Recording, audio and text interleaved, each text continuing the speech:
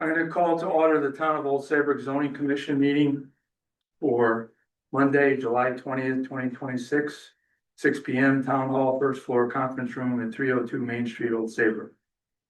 Pledge of allegiance, if we'd all stand, please.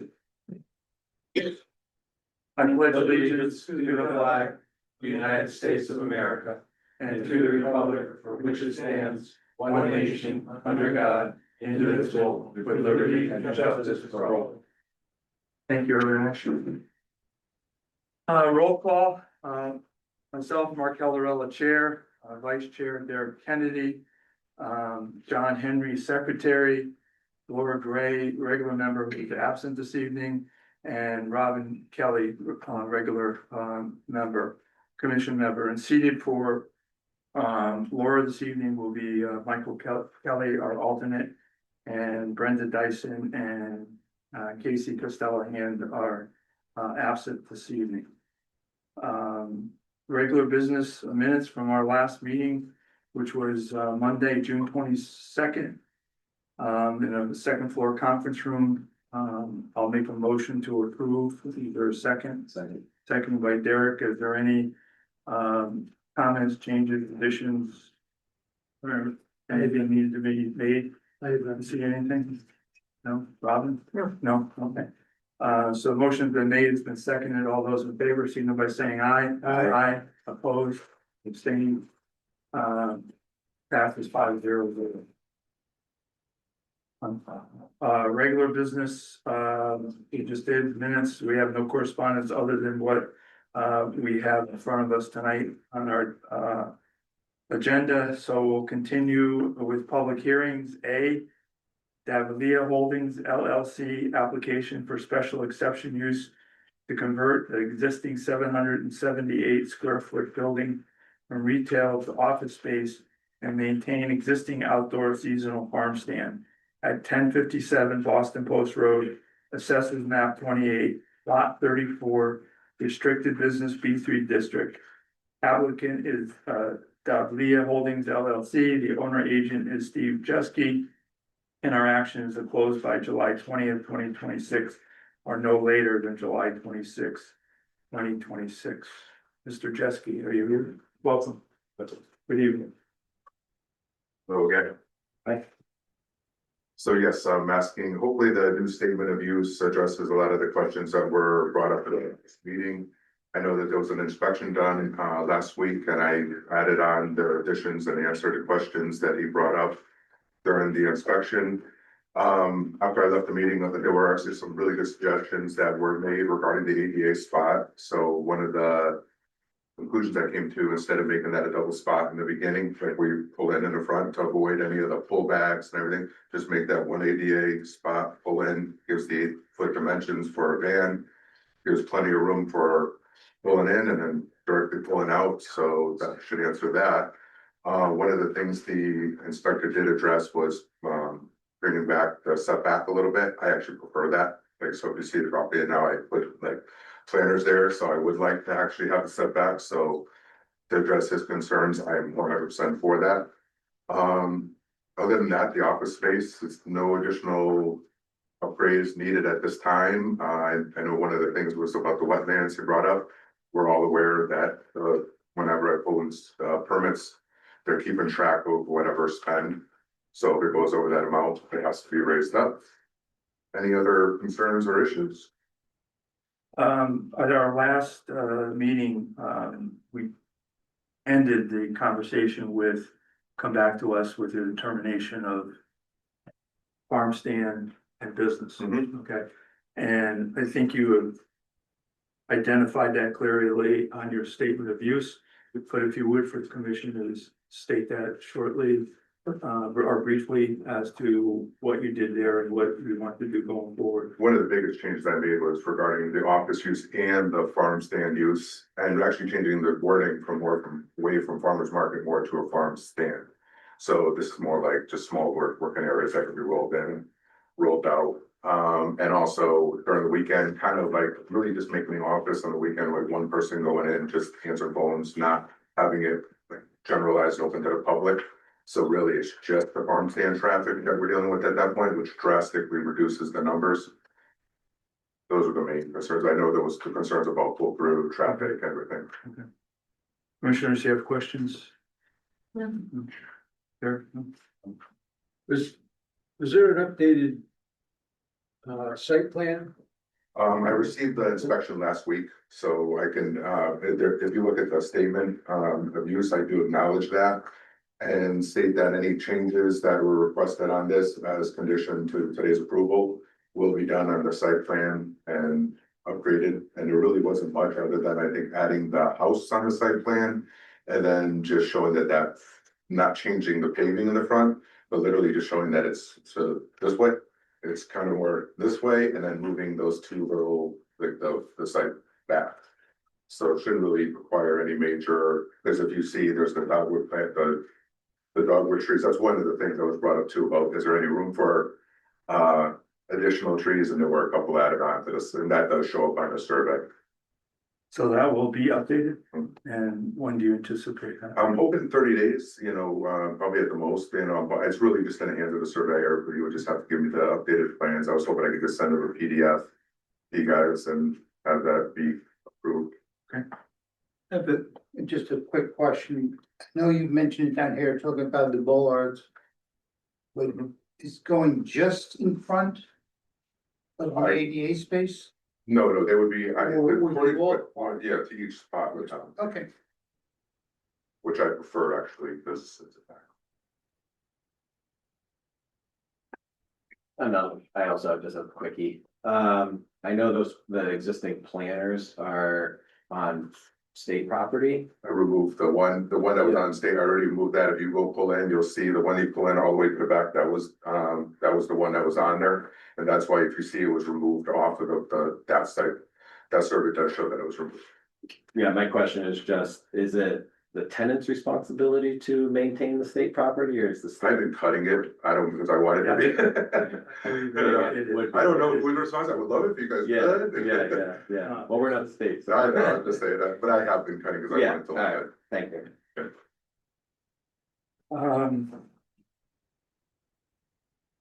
So on one of the things that Jeff Jacobson had pointed out in the site plan review in number 2 is that the adjacent property is an A zone and the northern property line should be shown. So has that point been addressed with your? I will just have them at that. Okay. It's a single family home, I think it would be just literally just a box placed in that area, so. One of the questions posed to us by Jacobson as the commission was point number 3 in his letter. That while outside storage is not permitted with B3 zoning district, the property has historically been used for seasonal farm stand. Commission should determine if outside storage will continue to be allowed as a pre-existing non-conforming use. The applicant should indicate how this seasonal use will be accommodated while maintaining the separate use of the building as an office or another tenant. So it's really a 2-part. I think that the applicant has addressed the how it would be used seasonally, but as well as not, this commission would want to determine to continue that outside storage as a pre-existing non-conforming use. So. Well, I think my first question about that would be, or concern would be, that it's very clear if that is continued, that it's only for farm stand use and not to then be expanded into office use, office supplies, dry goods. Now all of a sudden we're encouraging a multi-use on a non-conforming use. Well, the applicant has clearly identified the 2 uses he wants to make on that property, or 2 uses he's intended to do on that property that would limit it in this. Situation. Yeah. I actually took it one step further. When we bought property, there was like a big, wooden storage thing built on the side. I removed it. So I don't want clutter. I don't want, so I took it, actually, it was already built. I removed. Right. Yeah. Any other comments? Just what is gonna be stored outside? Just the farm stand, and actually on rainy days probably be, because it's gonna be on wheels. Yeah. With my, Okay. and have it just touch to the outside and go back out. I just need clarity for the minutes, so whatever you don't sell is gonna be stored in your office? In the office or in the farm stand, like rolling In farm the stand. correct. alcove Yes. outside, so nothing, none of the farm stuff will be in your office? And not perishable, no. Like, you know, because we have plenty of room if there is need for, to be brought into the closet there, so, yeah. And the office will need some basics. They have a closet, they have like, you know, stuff. Sure. Just the one thing, just so I'm up this, make sure that I'm on the same page as you with the seasonal is either gonna be Sunday into or Sunday. Mhm. The only, to me, that possible conflict that would happen with the other business would be on Saturday, and you said it's just going to be. One person. That's one Good question. clarify. Okay. And he did scale that back in the statement and the latest. Yeah, he did. I just- yeah. Yes. Mhm. So is the commission comfortable that we continue with the pre-existing non-conforming use? Yes. I guess contingents would be a new Right. site Condition, right. condition, sorry. You addressed the parking, the van parking by, what you made stated in your, statement of use. His comments regarding the curb stops should be set back to a specific distance. Have you addressed that? It will be addressed on the survey, because I do actually want to step. That would be agreeable to the condition. And, he's also has recommended, bollards in front of each of the parking spaces. Yeah, you're talking about the cement, like, And the bollard is around 3 foot high. In front of Walmart.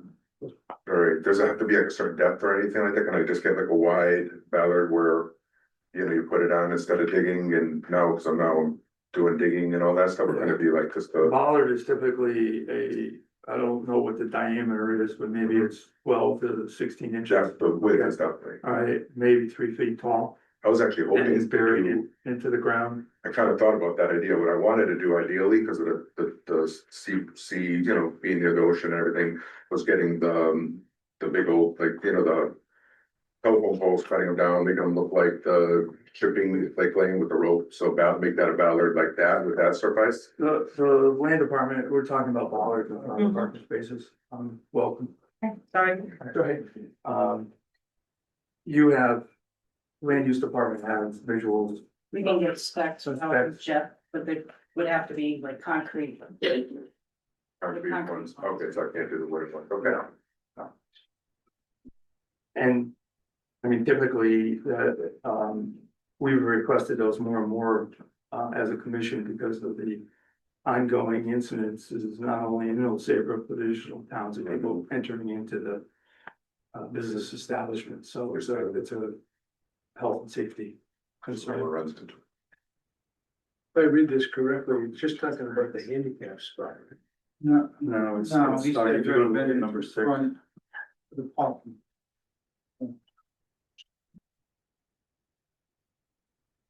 It's saying about bollards in number 6. Curb stops. Or it doesn't. But it was, I don't believe we need curb stops in bollards, so that's kind of just. It would be preferable to do curb stops in the side, if possible, and then a ballard Really over. to kind of identify the parking, not to Right. stop the car. But they, does only ask for bollards in front of the handicap. Right.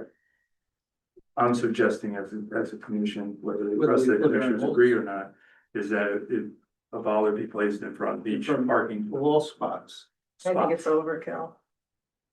I don't think it's necessary in a place where there's danger in front of the spot. I feel like the bollard should be there to restrict. Yes. You would like bollards or not like bollards? I don't believe they need to be in every spot. They only need to be in spots where if the car were to continue, it would be a danger to life or property. There, just specs may show that the layout for bollards, whether they're versus in the center of a parking spot or they're. We can Some have cases Jeff are take a look and make Yeah. a recommendation. Agreeable. So I'll hold off on doing a survey until I get that from you guys, fair enough? We can get that to you this week. Yeah. Yeah.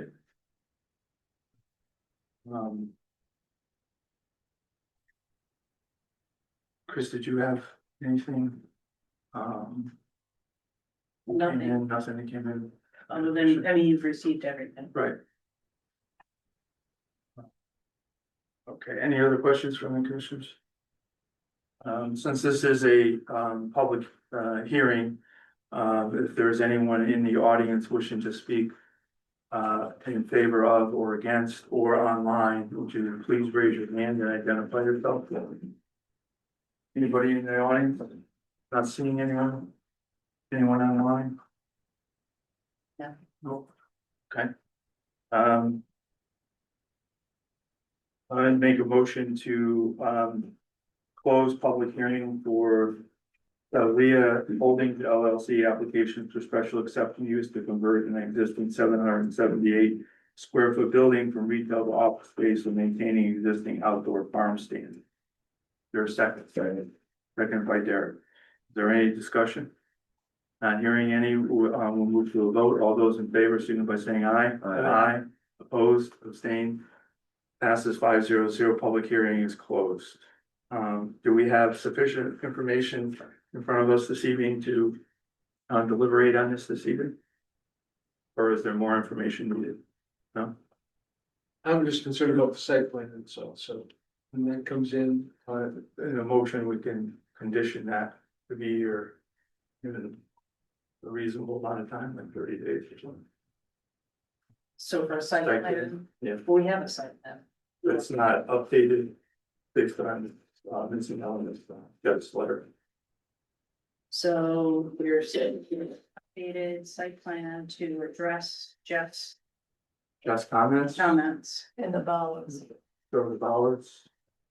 Neighboring property. That's Jeff's comment.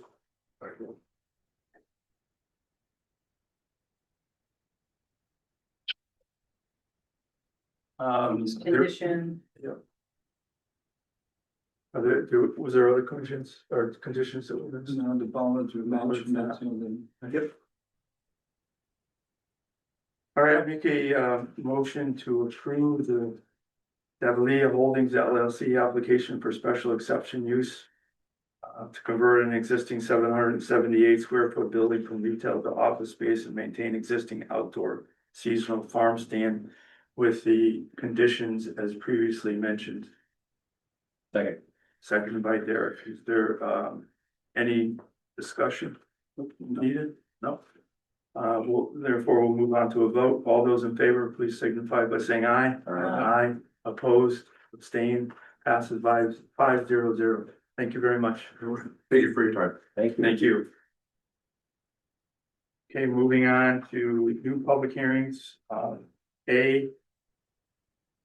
68 North Cove Road application for special exception permitted 68 North Cove Road, map 31, lot 15-1, residence AA-2 district, Connecticut River Gateway Zone, coastal area management zone.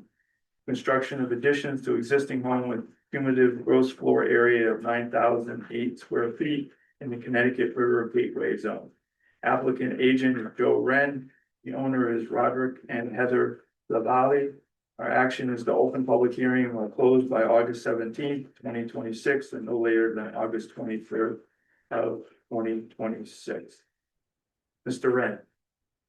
Present, Okay. but not the. Team. I'll say Yeah, team. team effort today. Well, For the record, Caroline Nene, Indigo Line Sign with Joe Wren. Spell your last name? Sure, Nanai. With us tonight also is Dave Noe, of 360 Design. He is the architect on the project. Few housekeeping items. We did receive health approval on June 11th. I did not see that in the file, on the online file, but I'm happy to send that over after the meeting. It is here if anyone would like to look at it. And then, please make sure you email that over to the land use. yes, they should have received it. I think Brad automatically sends Sarah everything. Yeah, but we get hundreds of them, so. Okay, just- so yeah, I'll Not in just, I'll our- make sure. It's not in our package. Okay, yeah, so I will make sure to send that over to you guys. And then this was also had a CAM application attached to it. It has surpassed the 35 days. We have not heard anything. So we'd imagine that. And we've been No following comments. up with Deep, so we're not hearing anything either, so. Okay. The clients. Sounds good. We also have a positive letter from Gateway that was in your packets. I did see that online. And one of their main comments was just in regards to maintaining the trees on the lot and dark sky compliance. We did address the dark sky compliance in our statement of use. There are no proposed removal of trees on our site plan too, so that shouldn't be an issue. Getting over to the actual site plan. So this lot is 68 North Cove Road, located on Saybrook Point, North Cove. The applicant is proposing to demolish all of the yellow structures, so these 3 sheds over here, and then 2 smaller ones by the existing pool. The existing pool and spa are here. If you can see my cursor, I'll zoom in a little bit. It's more clear. So the existing pool and spa are the lighter blue shaded areas. The existing patio is the light gray area. We're proposing first and foremost to demolish the existing pool and construct a new 16 by 32 in-ground pool. Additionally, we will be proposing to, if I can like this. The front of the house currently is a covered porch, and they're proposing to expand the living space of the house. We can go over that more with Dave. He can go over the architectural plans with you. Also, this shaded orange area is a proposed dormer addition. And then going over to other side of the property. Applicant is also proposing to construct a detached garage with an accessory dwelling unit on the 2nd floor. We are completely out of the flood zone, so no concerns there. And again, separate septic system, which has been approved by CRAD already. The reason that we're coming before you is for exceeding 3,500 square feet, so this special exception. I'm sure you all reviewed the statement of use, but I'm happy to go over it again. Mostly this is a private, single-family residential use. They're not proposing any public events or anything like that on the property. We have drainage contained, the 1.3 plus inches of rainfall are contained through the proposed dry well up here. And parking will be limited to the owners and their guests. The expanded parking area will be crushed stone, so another drainage improvement. And no increased traffic. And dark skies compliance, as I previously mentioned.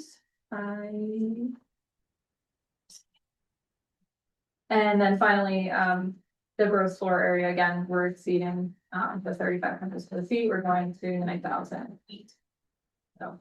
Dave? Yeah. So a little bit of the architectural. Good explanation. So I have my drawings here for you guys. So essentially, this is the porch in the front that's gonna get closed in. Right now, it's an open porch, so that'll become part of the interior of the house. We're gonna add these dormers on the front and back of the garage, the existing garage. To allow for an exercise room up there for the owner. And then 3 new dormers on the existing gable roof. So the existing house, the footprint stays the same. There's some adjustment to roof lines and kind of just trying to make the house look more attractive. That's really the extent of work on the main house.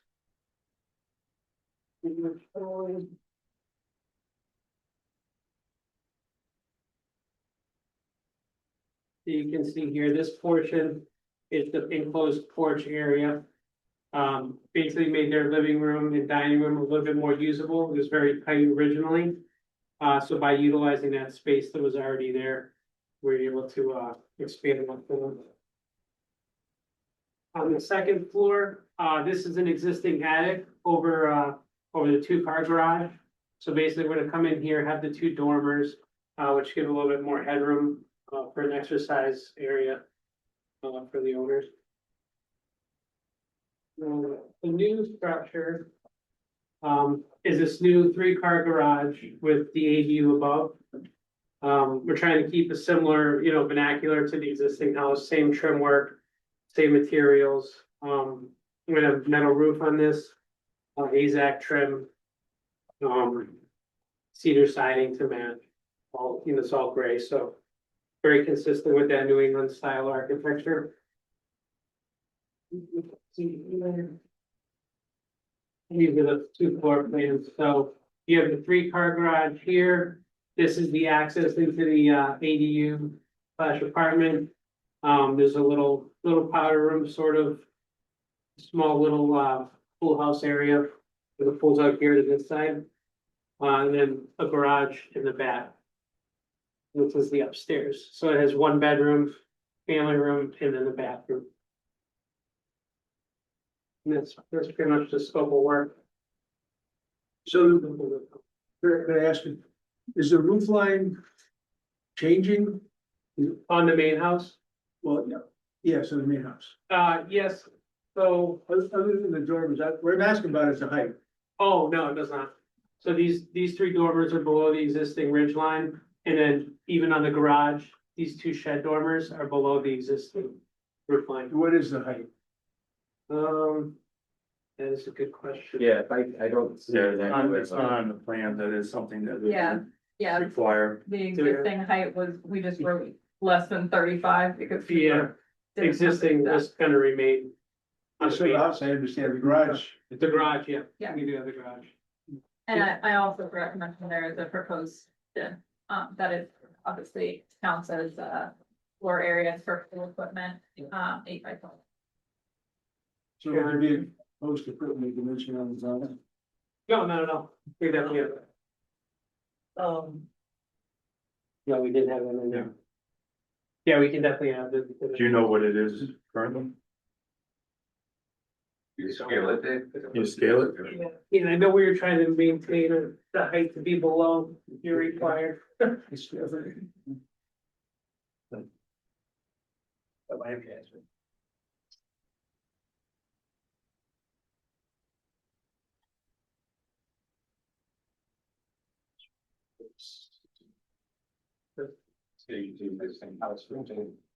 But not, The ADU we have on the plan, but you're just looking at the existing outside, right?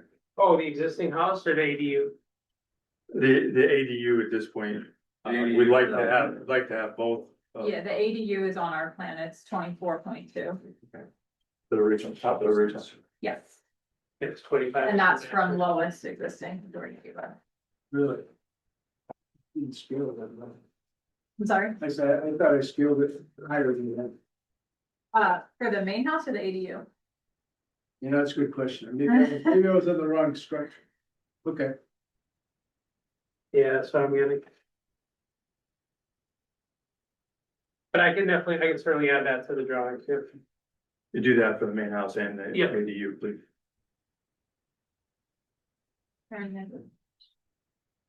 Commissioners, do you have questions? While they're thinking, can you spell your name for me? Yeah, NOE. No,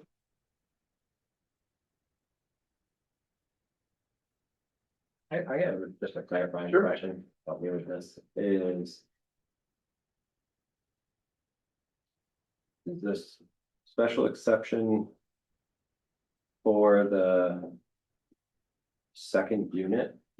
So the special exception is when you have more than 3,500 square feet of gross floor area in the Gateway Conservation Zone Gotcha. and trips. Like on the entire lot. Did you need a special exception for the ADUs garage to are- all the ADU as well? That's as of right. Okay, because I'm I mean, you're still reviewing it, so if this was less than 3,500 square feet, it's something that I could approve, because the total is more than the 3,500. It's for you to review, the EDU structures and so forth. Our site plan has a building floor area table, to indicate. That's what I'm looking at. Everything, so because the existing structures are already over the 3,500 square feet, we'd have to come to you guys for anything. Is there a half-story area? In the, existing house? No, no. No, there would just be the There's no- attic, just the attic. above Is the- it, you know, if, like the height in the attic?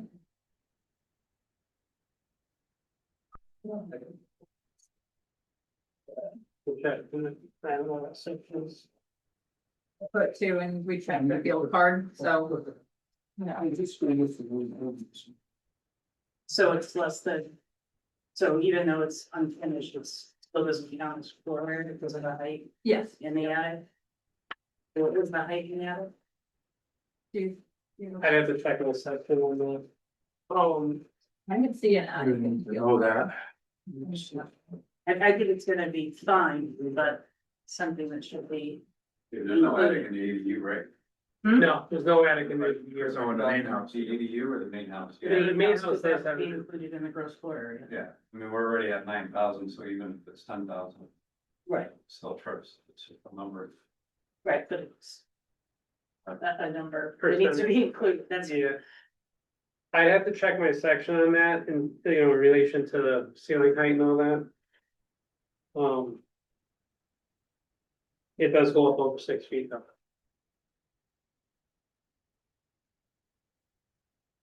So right now the attic's still finished? Yeah, I don't even think there's a set of pull down stairs up there. I think it was just like a push up pad. But you're going on out the attic. Yeah, So do they have to return if they're gonna finish it or? So they can this is. Well, it's still included in the gross floor area, whether it's finished or not, if it's. You know, if it has the height, so I don't think it's gonna make a difference. I think it's only compliant, but the number, but the number should be included as a part of the application, we calculate the correct. Gross floor area. I just thought it was interesting, they're going around out of vacant space, unused space, so it seems like we should use it eventually. used to. That's why we count it, Yeah. because it ends up being the home office or the gym or whatever else. All it is, called it, Jim.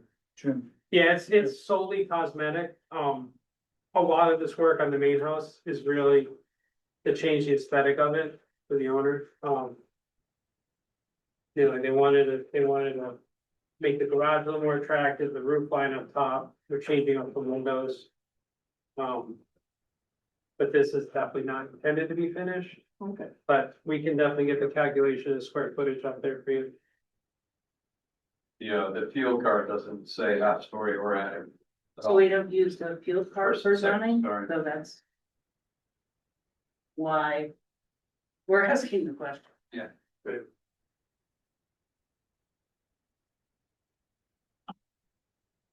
We would need that.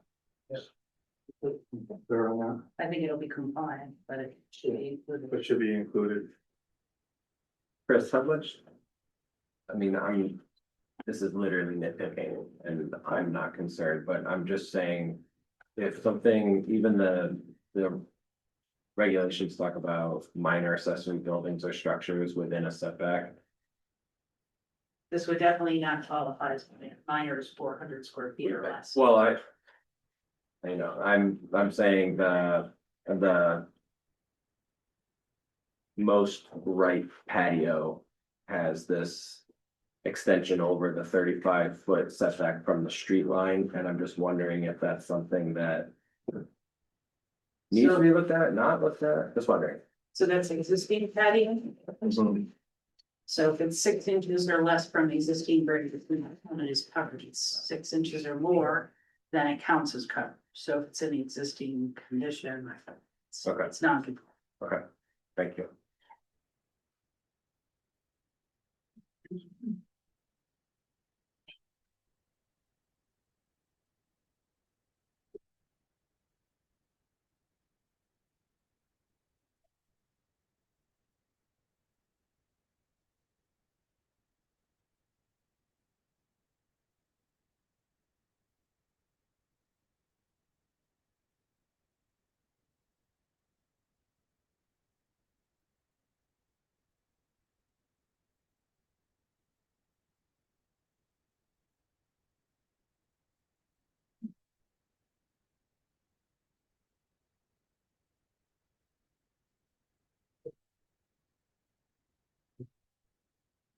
It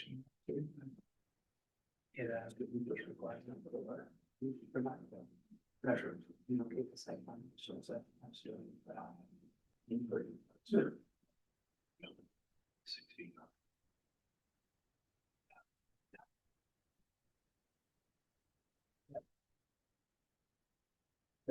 Five hundred twenty-five square feet estimated, Okay. 35 by 15. The main body of the house, the lower roof sections don't have 6 foot height. It's 35 by 15.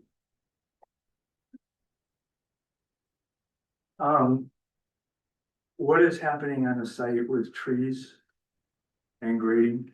We're not removing any trees and we're maintaining the grade that's there. There's no, Very minor grading right Yeah. around the ADU, but it's the minor would be what? less than. Less than a foot. And are you eliminating any trees on site as a result of the?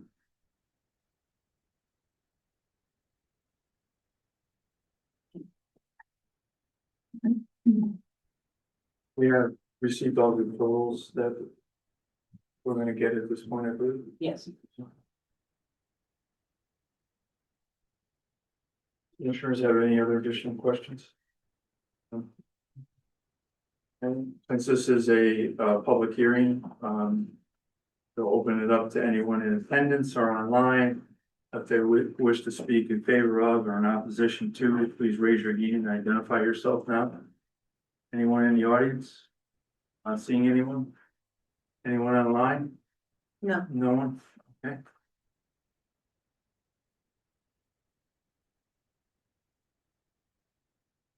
So I'll make a motion to close public hearing for 68 North Cove Road application for special reception permit at 68 North Cove Road, map 31, lot 15-1, residence AA-2 district, Connecticut River Gateway Zone, coastal area management zone.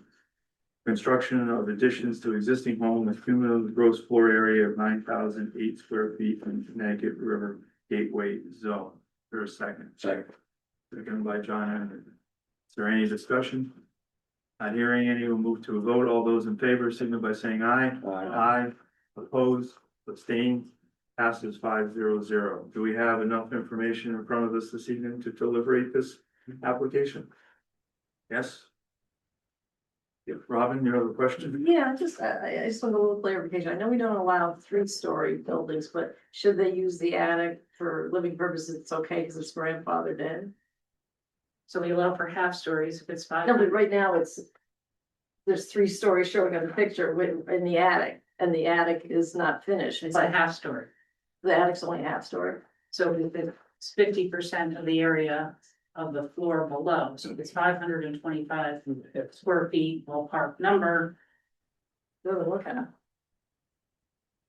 I mean, it's So it's wherever you would put the knee walls, the area in between. yeah. So then it would be legal as a 2.5.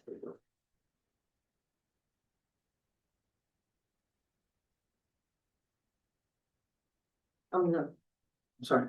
that's. No, I wasn't sure if we answered your question. Yes, you did. Okay. Because they're under their proposed maximum number of stories is 2. Which is no change on the existing house. Okay, and 2 stories on a garage ADU.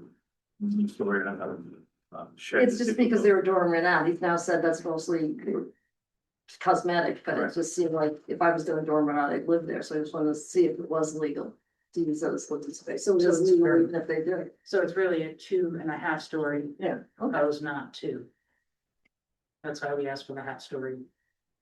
Right. Area to determine if it's a half story or a third. Okay.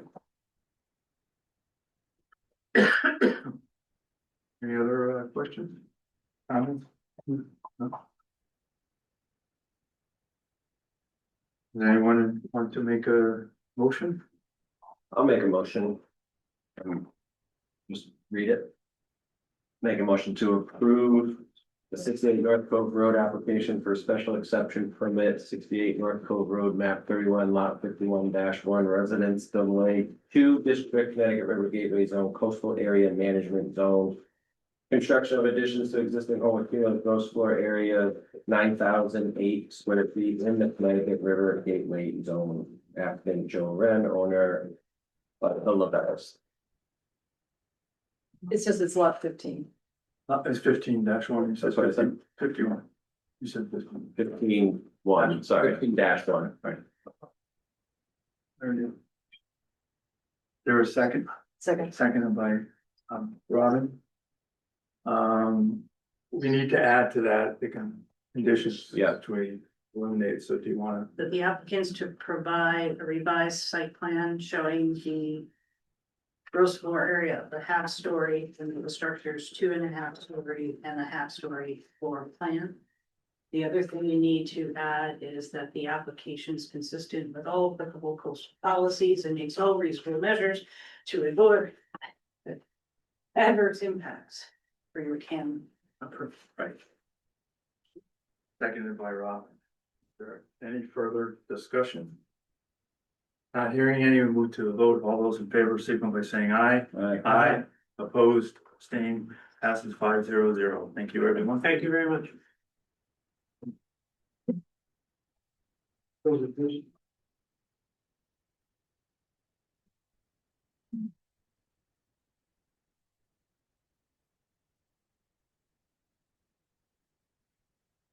Okay, moving on, B, petition to amend the old Saybrook zoning regulations, section 37.1.17 to allow off-street parking accessory to a use permitted and located in the Saybrook Point district when such use permitted is on a lot abutting or within 100 feet of the lot on which the off-street parking is located.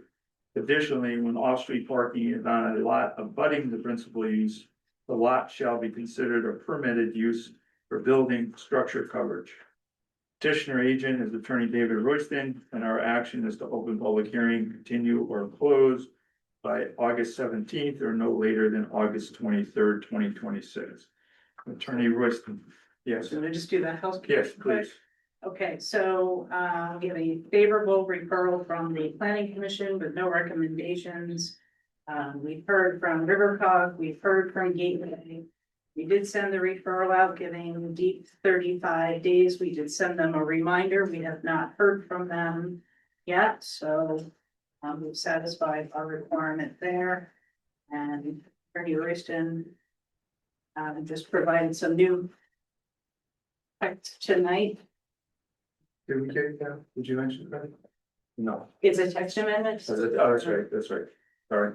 I did email Brad to see if they had any concern, but I didn't hear anything back since it was related to septic. If there was an issue with septic, obviously they would approve the septic. Right. So, Okay. Attorney Royston. And David Royston, of Arch Law Group LLP, representing the applicant, Saybrook Point Marina LLC. In addition to the reports that Chris has given you, we also received a request this afternoon for ordinance 71 fees for Matt Willis's review. So I'd like to turn over the check. sorry that request came from my. Thank you. We're here with me is Steve Tagliatella, who's the managing partner of Saybrook Marina LLC. And he was good enough to immediately provide the ordinance 71 fees by Matt Willis. Matt was good enough to share with me his comments, and I have revised the text, the proposed amendment to accommodate his comments. So I'd like to pass these out to you. And the changes to the language are in red.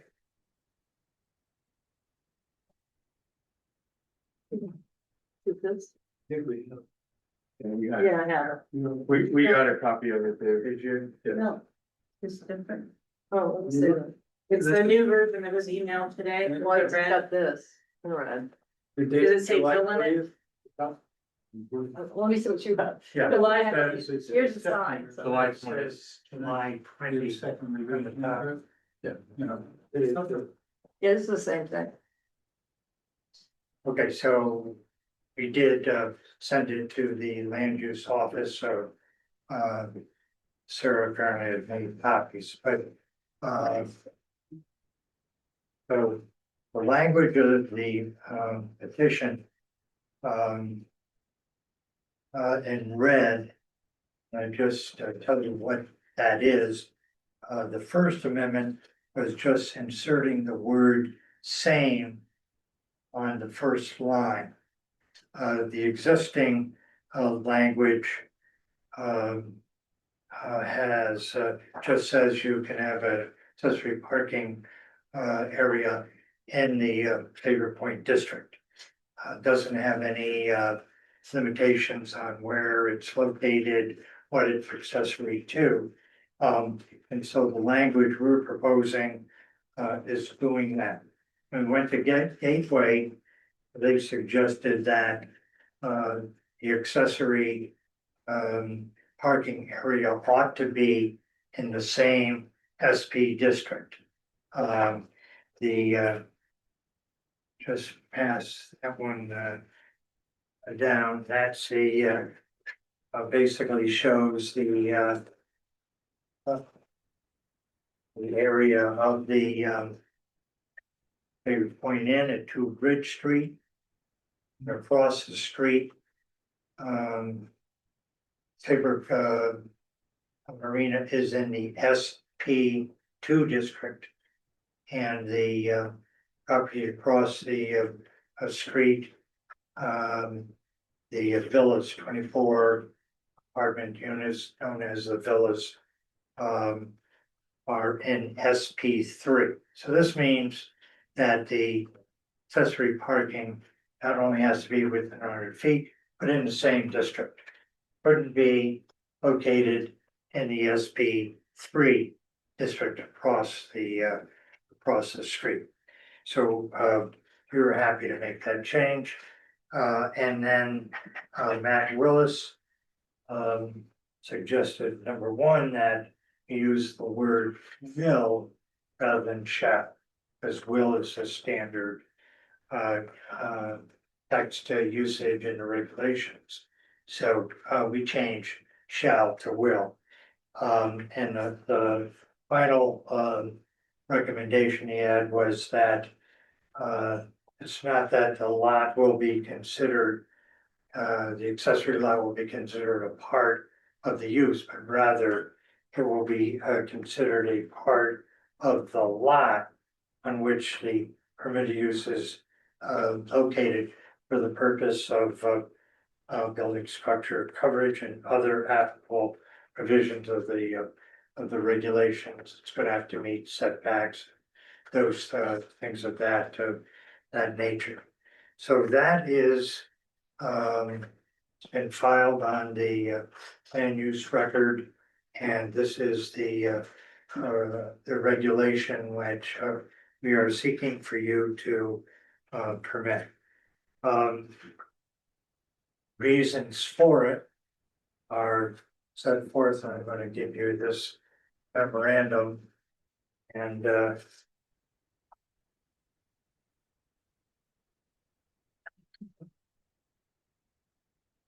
There. very well, just go down the memorandum with you. Saybrook Point Marina LLC is owned by members of the Tagliatella family, and the managing partner of that company is Stephen Tagliatella, who is here. The property was purchased by the company in 1980. It was a former site of the Terramar. And the Terramar had a interesting history. Like became into significant disrepair by the time they was purchased in a foreclosure. A lot of work was done in the intervening period before the Saybrook Inn and Spa with restaurant was opened in 1989. And one of the first things that was done early on was the granting of a pedestrian, 10-foot pedestrian easement to the town of Old Saybrook along the westernmost waterfront boundary line of the property. And if you take a look at the overhead, you can see that pedestrian easement. The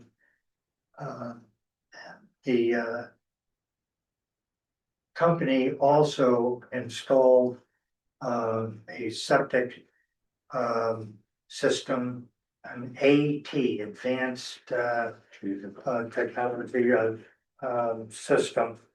And that system is what is existing under the parking area of the property today.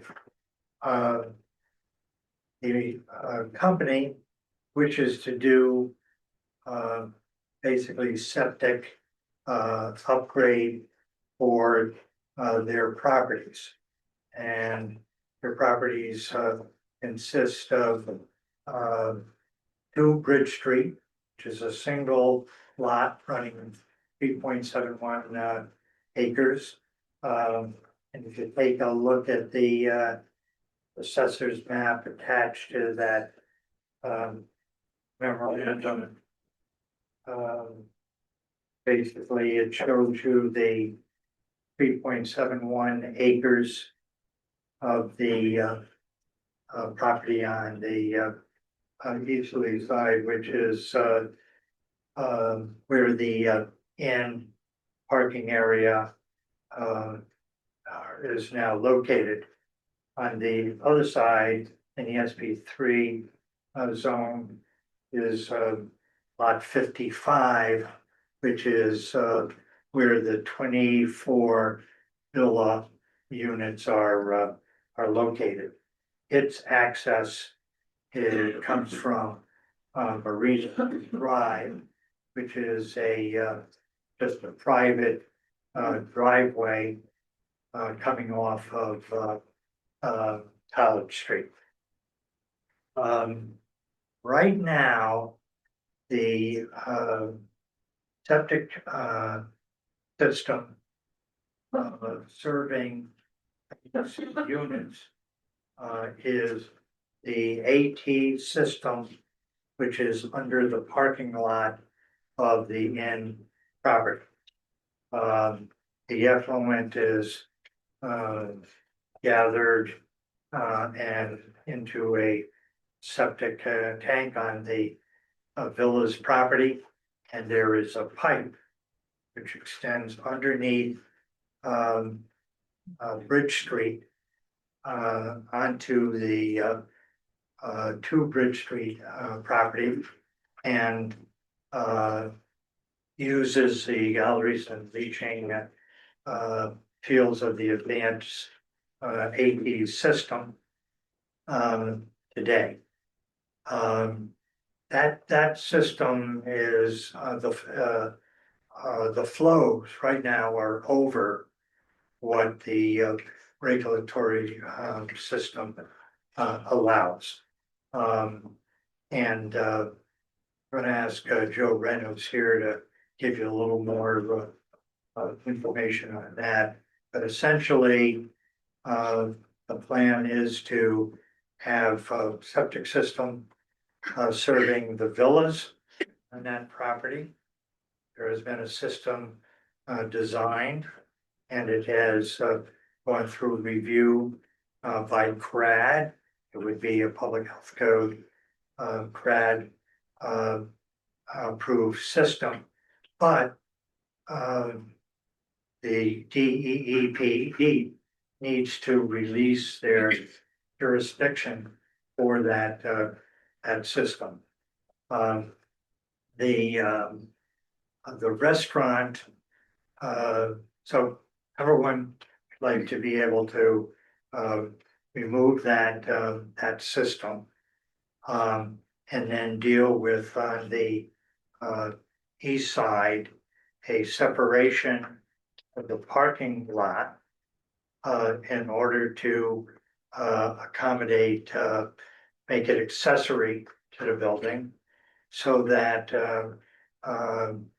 regulatory requirements for the, restaurant septic system. Can be accomplished on the northerly part of the property. Again, Joe Wren has been involved in the, basically the design of that, system. And, it's hoped that that system will be able to serve the, kitchen and the restaurant kitchen. And again, to, release, some of the stress on the main system serving the inn. Part of, an existing septic system for the, restaurant, overflows into, the excess overflows into the septic system on the southerly part of the lot. So, the regulation that we're asking for, is to allow, subject to the approval of DEEP and subject to the approval of CRAD, that, the septic systems can be, upgraded by a new system on the villa's property, by a new system on the, basically the, restaurant, property. And that the system under the parking lot, can be, the flow requirements, can be, or the flow into it can be, minimized. Now, Joe, I'd like to ask you, to add whatever you might deem appropriate. Of course, Joe has been the one, Joe Wren, principal of Indigo Land Design, who has been doing all the, septic system. So, Joe? Thank you. Thank you. For the record, Joe Wren, professional engineer of Indigo here in town. Is it possible to bring up the GIS map up there? I think it We was. can't use it while we're using the Zoom. Oh, okay, okay. So, It's just easier to describe that way. yeah, we need another computer, please. Yeah, that's okay. My computer left with Caroline's. That's okay. I didn't know if you could just bring it up with the internet or not. Okay, so, I'll do my best to describe it in words. So, the inn, as we're all familiar with it. So the north side of the inn, if we picture it like the pavilion is on the north side of the inn, so it's. If you're down there, you think north is going up College, but it's not, it's going across. So the pavilion is on the north side of the inn, okay? So right now, underneath a small parking lot on the north side of the inn, there is an old antiquated septic system that was essentially built over fill in parts of the old terminal restaurant. So the system is only for the restaurant, only serves the restaurant. And that system is to be replaced. So we did all the soil testing. We have design for that system. It's at CRAD for their approval. And then of course, after CRAD, it has to go up for state approval. The other piece on the other side of the south side where the bigger parking area is, on the south side of the inn. Underneath that parking lot, there's a large advanced treatment system with a sand filter, ultraviolet lights, and then that treats the water and then puts it back into the ground through a standard, more conventional leaching system. The other parcel that Dave was talking about is to the west. It's on the other side of Bridge Street. That's where the villas are. Marina Point Drive, 24 villas and 3 buildings, 8 units per building. What we're proposing there, and we have a design that's at CRAD right now for their initial review. And then on the state, the idea there is to get that site independent. So right now, as Dave mentioned, the sewage is collected and it goes underneath the state road to the advanced treatment system on the south side of it. So we want to sever that and we want to have, the soil is excellent there, and the idea is to have 3 separate leaching fields, 1 for each building. So it's completely independent. So that parcel does not touch, it's not adjacent to, it's across the street from, that would be completely independent. So replace that system to be independent, replace the restaurant system on the north side of the inn. Then the division line would be somewhere on the south side of the building, on the inn building, separating the restaurant system on one lot. And then the only thing that would be on the other lot with this potential subdivision, if the amendment was approved and we went through, subdivided this piece, would be just the south parking lot. So hence the amendment to have parking on a separate lot, but in the same zone as the inn building. So for clarity, without an amendment change, text amendment change, you wouldn't be able to do any of that. The subdivision wouldn't be possible because then parking would be on several. Right, would any of it be allowable under deep regulations? The only thing The way that, it is, the way it is now. the only thing that deep regulates, there's a DEP permit for all the septic system right now. It's convoluted. And it's an older permit, it goes back to the 80s, as Dave had mentioned. And it manages that one system where all the systems on all 3 properties, because they all eventually they either have an overflow or some connection to that advanced treatment system. So subdividing the property, try not to get into too much of the We weeds. don't want to get into a lot of detail on the systems and stuff, because that's really not what we're Right. here for. at the So moment. just in general, though, on the surface, DEP has a flow threshold per property. 7,500 gallons a day as of July, that was supposed to, with legislature, that was supposed to increase to 10,000 gallons a day. I'm not sure if that went through or not. I haven't tracked it, but it was supposed to increase to 10,000 gallons a day. Regardless, both the villas property is below the 7,500. That's the current regulatory number, whether or not it changed to 10,000 or not. The villas property is below that. If this was subdivided, the restaurant system would be well below that. It's like 4,000 gallons a day. So both of those would be under the DEP threshold. The only one that would be close and maybe over is the inn system. So if they go ahead. Just, Joe mentioned subdivision. Technically, it's not a subdivision, it's a division of the. That's the lot. kind of later though, I guess it's the regulation we're.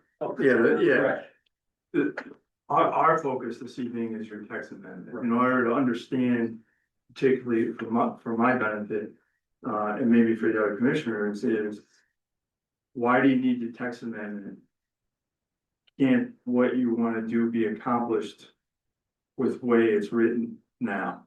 And it's a simple yes or no response, or it would, and maybe I should, maybe I'm out of line on this, but correct me if I'm wrong, but it would appear that the potential text amendment would take deep out of the picture and put it into CRAD's lap. Obviously, we like to work with deep, all right, everybody tries to do that. So that would be a concern that I have. But without your ability to change the septic systems currently to achieve what you want, what does that do to the? One correction of that, it's not CRAD. CRAD does the initial review, but any system that's over Right. 2,000 gallons a day goes to the Connecticut Department of Public Health. So it's not DEP, but it's DPH. Right. So anything between 2,000 and 7,500 is reviewed and authorized by Connecticut Department of Public Health. So is it, in simple terms, the text amendment is needed in order to continue operations efficiently on SP two or one? What are we? SP2.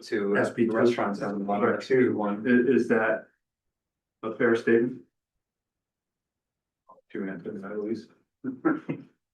Yes, I believe so, because it would allow the system, move system on the restaurant piece and take that system out of the AT system on the southern side of the property.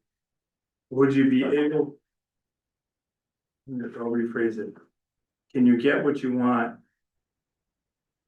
by having conversations with the appropriate parties before the text amendment? To know whether or not, if you got a text amendment and you go through all this, you may not get what you want down the road. The text amendment is to enable us to proceed to obtain a release of the villas system from deep. Understand what that conversation could theoretically take place hypothetically with those parties to say, if we got this text amendment, could we do this?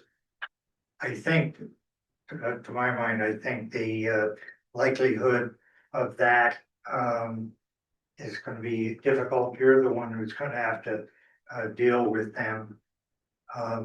Is that not common practice? It's very difficult to communicate with DEP, extremely difficult. We thought this would be the appropriate process. All right, just trying to, I don't wanna play down the importance of what you're looking to do in the septic systems. But we're here at a text amendment as whether or not we should or we should, excuse me, we should or we shouldn't move ahead with it, and that's what I'd like to focus. I like your wording before, Mark. It does make, and Stephen's here as well, it does, with this, it would make their operations more efficient, for sure.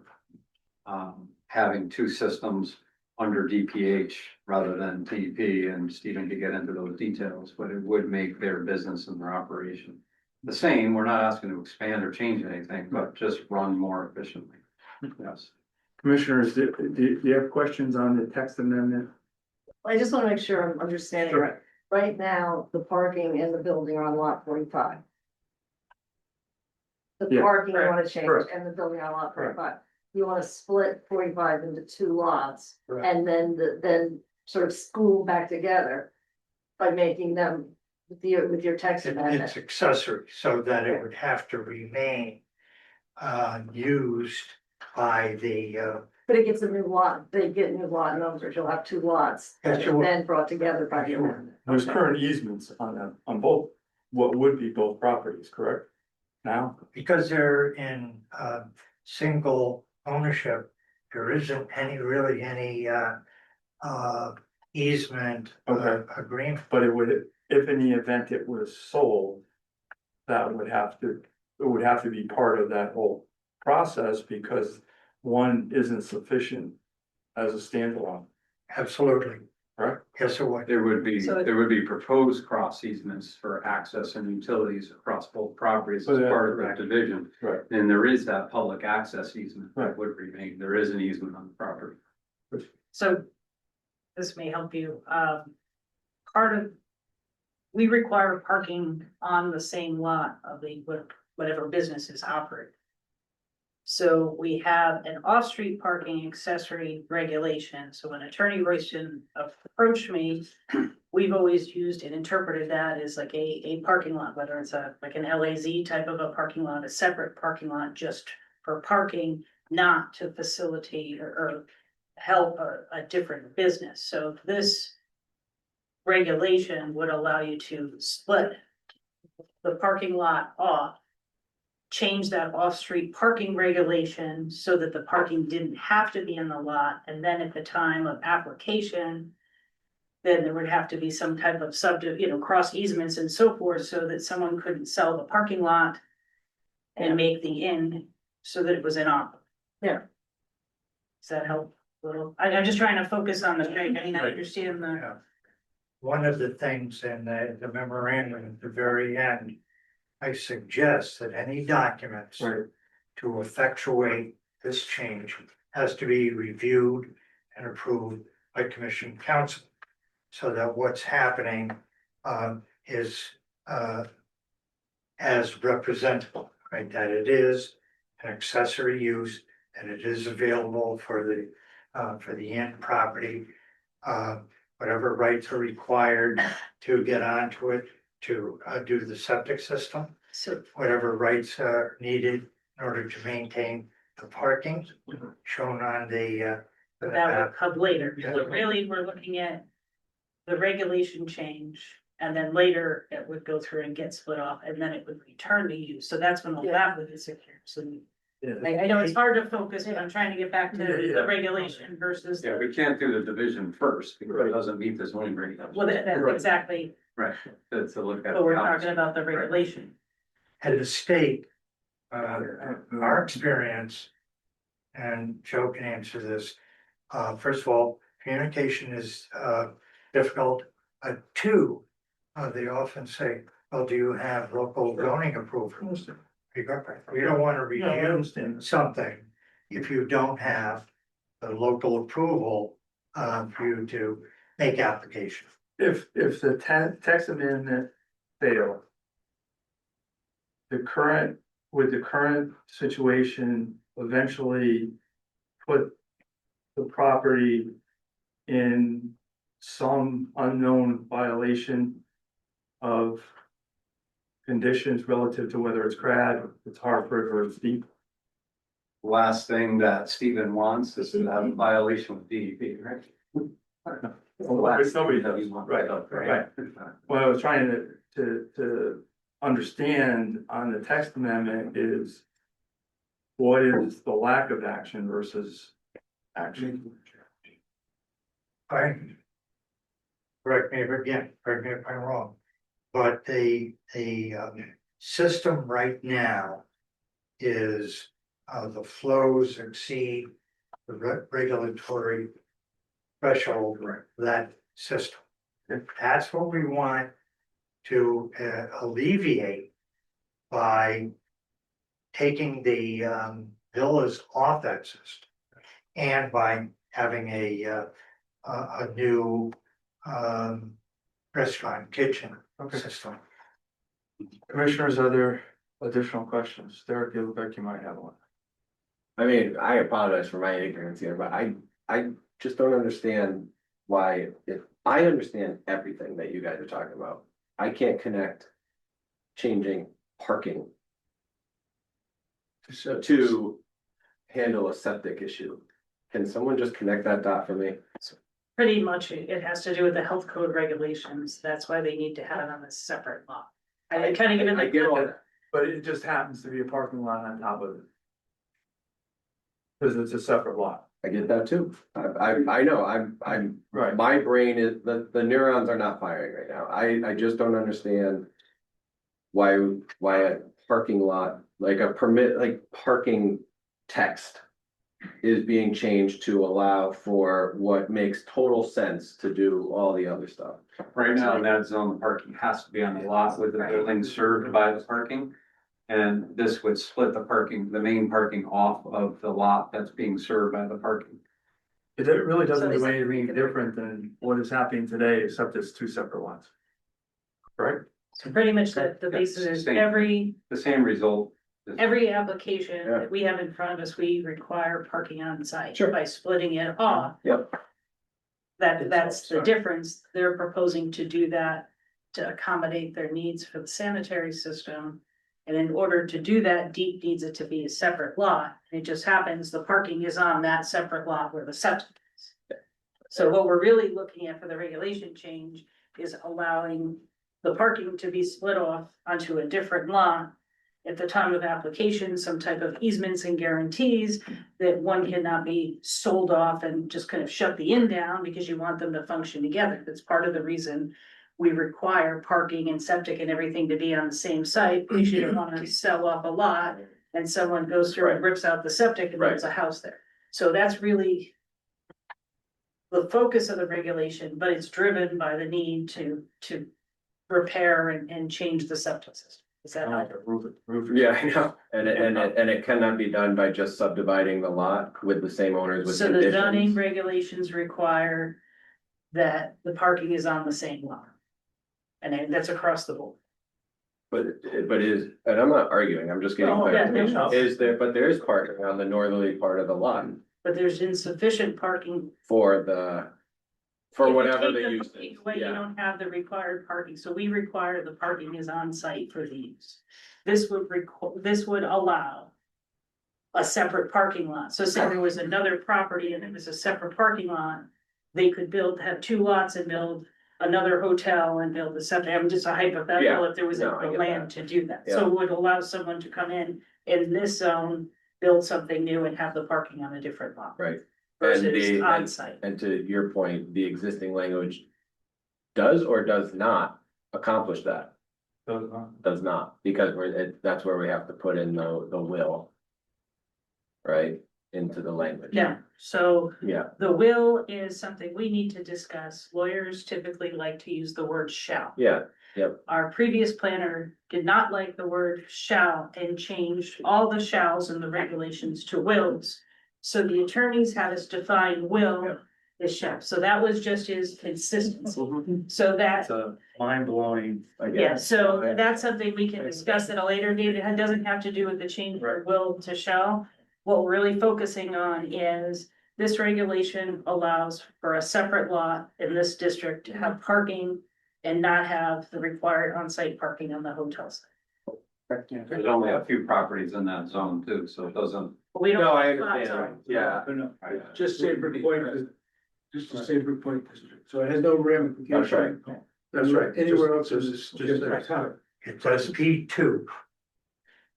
The land on the north side of college is SP1. Right, Across the street is SP3. The regulations right now do allow an accessory parking area. It's off-street parking. It just It's don't, just a standalone parking lot. So this would allow yeah, this current configuration. okay, thank you.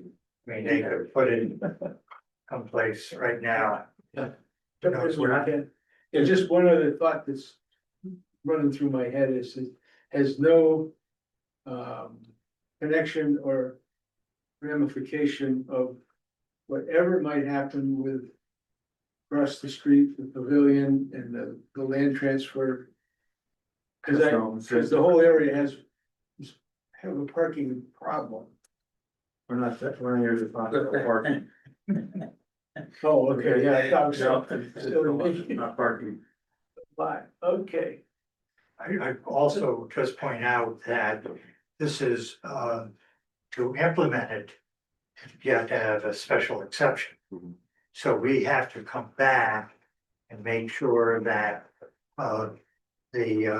what is provided to obtain a special exception is consistent with what the regulation requires and what your council or whoever's involved requires.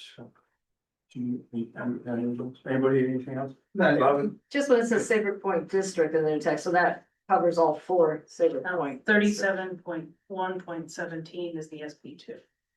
Oh, okay. Yeah, just that. It'll have special or trip special exception. I'm pretty much answered my question that if we make this change to move forward, so we can accomplish this. We wouldn't, it would just be. It would just be SP2 only, but if we did go forward, then they would have to then come back with the easements. So no, we're going through, But we would have so to they can't do what rewrite the law, so- they can't do what they wanna do with the text as it is. Correct. We So changed that. you're gonna, if you approve the text change Right. tonight, Correct. then they have to go get the lot divided out, Divided out. the different process, Correct. and then they return for the special Yes. exception back to here, where you would Us go through and again, Then they evaluate. would have to take that. I just So- wanted to make sure the mechanics and when we have to do it And that's why for. Matt, our attorney and I met, and we're Right. talking about building structure coverage, but it's more, so that's why. And other applicable provisions of the regulations, so we treated it like it was Right. the same lot. Apply those regulations, even though it's two, and have those easements, and whatever legal documents necessary to make sure they function as one. Right, it appears if we don't do this, they can't move forward at all. It appears. It appears. It appears. Right. Yes, I'm sure. I think what you said is, it only applies to Saybrook Point District Two. But this language is specifically within the section talking only about Saybrook Point District Two. Okay. Okay, since this is a public hearing, if there's anyone in the room or online wishing to speak on behalf of or opposition to this application, please identify yourself by name, raise your hand. No one in the audience? And no one online, correct? No, anybody online, okay. So commissioners, are we prepared to close the public hearing this evening? I'll make a motion to close the public hearing petition to amend the Old Saybrook zoning regulation, section 37.1.17 to allow off-street parking accessory to a use permitted and located in the Saybrook Point district when such use permitted is on a lot abutting or within 100 feet of the lot on which the off-street parking is located. Additionally, when off-street parking is on a lot abutting the principal use, the lot shall be considered a permitted use for building structure coverage. Is there a second? Second by Rob. Is there any discussion? Not hearing anyone, move to a vote. All those in favor, signal by saying aye. Aye. Aye, oppose, abstain. Okay, so public hearing is now closed. Do we have enough information in front of us this evening to deliberate this? Yes. Okay. We don't have, there's no conditions on. No, right, okay. So I'll make a motion to approve the petition to amend the Old Saybrook zoning regulations as previously read. Is there a second? Second. Second by Derek. Is there any further discussion? Not hearing any, we'll move to a vote. All those in favor signal by saying aye. Aye, opposed, abstained, passes 5-0. Thank you very Effective much. date, August Effective 10th, August 10th. 2026. Thank you very much. Thank you. Okay, moving on, C, at the request of the applicant, they've moved this to the August 3rd, 2026 zoning commission meeting. We'll move on to D, 7 Sheffield Cove LLC, application for special exception permit to bring in 1,500 cubic yards of fill and construct a 3,111 square foot house, 258 square foot covered walkway, and 1,368 square foot garage on the merged lots of 7 Sheffield Cove Road, M24/L1-7 and 10 Mulberry Street, M24/L1-8, Residence A District, Coastal Area Management Zone, Connecticut River Gateway Zone. Applicant is 7 Sheffield Cove LLC, the agent and attorney Edward M. Casella. Our action is to open public hearing, we were closed by August 17th or no later than August 23rd. I'll just run through Yeah, the housekeeping please. first. Yes. Okay, so referrals were sent on June 16th. We have not heard back from Deep. They have their 35 days. We can send them a reminder and have a gateway response, and you have a response for our town engineer. At this point, we're not anticipating anyone else responding, and we've given Deep the 35. Any Casella? Okay, good evening, Ed Casella here, with Michael Ott, representing, 7 Shepherd Cove Road LLC. She submitted an application for special exception permit, to construct a house. Garage in excess of 3,500 square feet of gross floor area. On, 2 properties currently, 7 Sheffield Cove, which used to be Willard Avenue. and then a lot, known as 10 Mulberry Street. Right now, there's an existing house on the lot, that's located within the 100-foot gateway buffer, with the septic system partially located within the 50-foot riparian buffer. In the proposal, by merging the two lots, we get depth going back away from South Cove to be able to construct a new house, garage, septic system, pool, all meeting the 100-foot the gateway setback. So we have the site plan up on the screen here, and Mike has a board. I'll just run through it, and then Mike can review any details. As we said, the house currently sits in this location with the septic system, leach tank and leaching fields encroaching closer to the river, kind of a sloped lawn down to South Cove portion of the river. The 100-foot line runs through this portion of the site, and the new house, covered walkway, garage, pool, with septic and stormwater facilities, as I said before, will all be located north of that 100-foot line. The property is in a flood zone, and so there is fill that's being requested. And again, Mike can run through the fill, but we went through this with Gateway, and the height of the house is measured from the existing lowest point where the house is going to be. So the house is actually calculated from elevation like 4.6. And it complies, it's less than 35 feet. And the fill will only actually serve to, house has to be FEMA compliant, so the fill will actually serve to vegetate and buffer some of the lower portions of the house. I think that's why we got a positive review letter from Gateway, because they understood that, it's a large property, so it has room to fill. Mike's designed the stormwater plan, so that it's going to have a stormwater benefit from this perspective, and it will be FEMA compliant. We received comments from the town engineer. We have one set of the updated plans, which again, were fairly minor comments. Some of which were related to flood permitting, which is a secondary consideration, not for this commission. And some of which were just dotting some i's and crossing some t's. And I believe Mr. Jacobson reviewed the updated plans and responded that his comments had been addressed. There's also a CAM application on this because of proximity to South Cove. Again, we're pushing everything back. We're making a house which isn't FEMA compliant.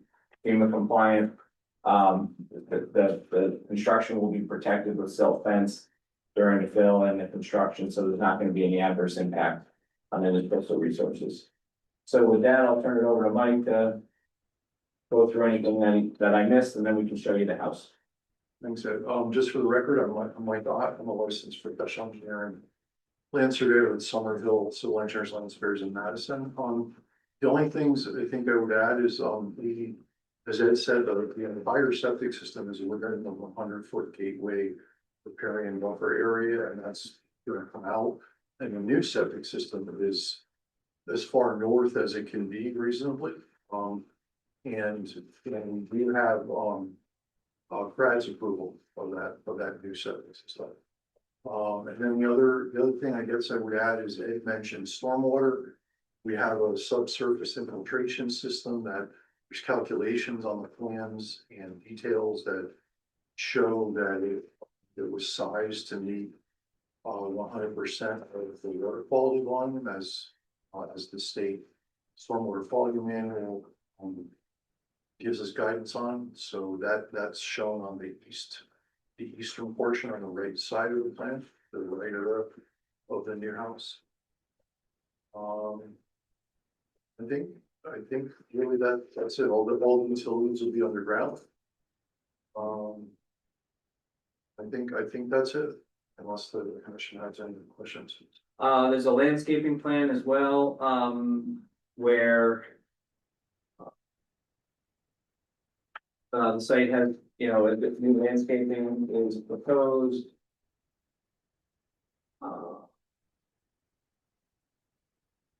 Including, 3 trees along the waterfront, and, then some native plantings right along the water.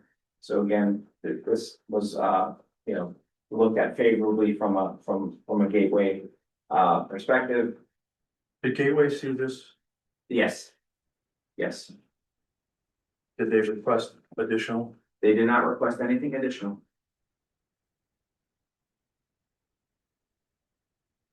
And could you, either Mr. Odd or Attorney Casella, explain the 1,500 cubic yards and what's that going to do to the property?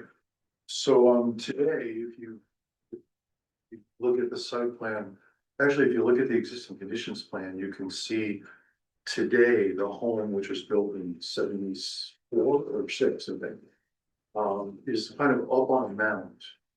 You go out there on the site today, the ground is mounded up around the house. And the new house, although it's. I have a photo. We have photos in our packet here. Yeah. Here. So you can see. It's a slight mound, not. It's very extensive, it looks pretty flat to me. It's not, the topography, the actual numbers show it better, but yeah, I know that photo does make it look What is it? less than, What so is it now? the house is. The ground, the existing ground around the house is. Varies between 6.7 and 7.7, and as you go away from the house. Only 20 feet or so, it drops down to elevation 5 and below 5. So that mound is 3 feet-ish or so. It is hard to see in that photograph, but you can see it on photography. So the new house will be higher, it'll be back behind this house. It'll be higher, of course, they comply with the flood management ordinance. And that height, to meet FEMA will be what? The floor elevation will be 12 because The top of first floor? yeah, because the base flood elevation is 10. The entire parcel, actually both parcels, are within a special flood hazard area zone. The base flood elevation is 10. So within 10 to 15 feet out from the existing house, is that a 5 elevation? What you said earlier? It is, that's 20, if you're looking at the west or the left side of the house, yeah, that's. On the water? Oh, on the water side, that is from a little over 10 down to 7, so about 3 feet. If you look at the numbers. Proposed. I'll propose. No, I'm asking what it is current. Yeah. Oh, it's, I'm sorry, it is. Sorry. It is, my plans are very late, which is my fault. It's about 3 feet. And then it's proposed to go to 10.4. Down to 7. Down to 7, so that's pretty significant. Yeah, it's higher, Right. but the change in elevation is roughly the same. And without that elevation grade change, if you left it the way it is today, what would that do to this structure that's gonna be built in terms of height? Nothing. The height. You would just see more of the house. You would see more foundation. Yeah. Cause the height is, Beyond stilts or not, or piers or anything of that sort? It's not in a velocity zone and it's not in a coastal A zone. So it can have a solid wall perimeter foundation, just can't have a basement. It doesn't have to be built on columns or piers. So the concern that when I look at this and that significant amount of fill is. What problems are caused to the abutting property owners? I don't think it should cause any problems. The way the grading is done. But you're, Doesn't direct. I guess on the, let's see, where's the direction from this? north is up. North is up, so. To the left on that side, at the lot line, it's 5, correct? Right, about, yep.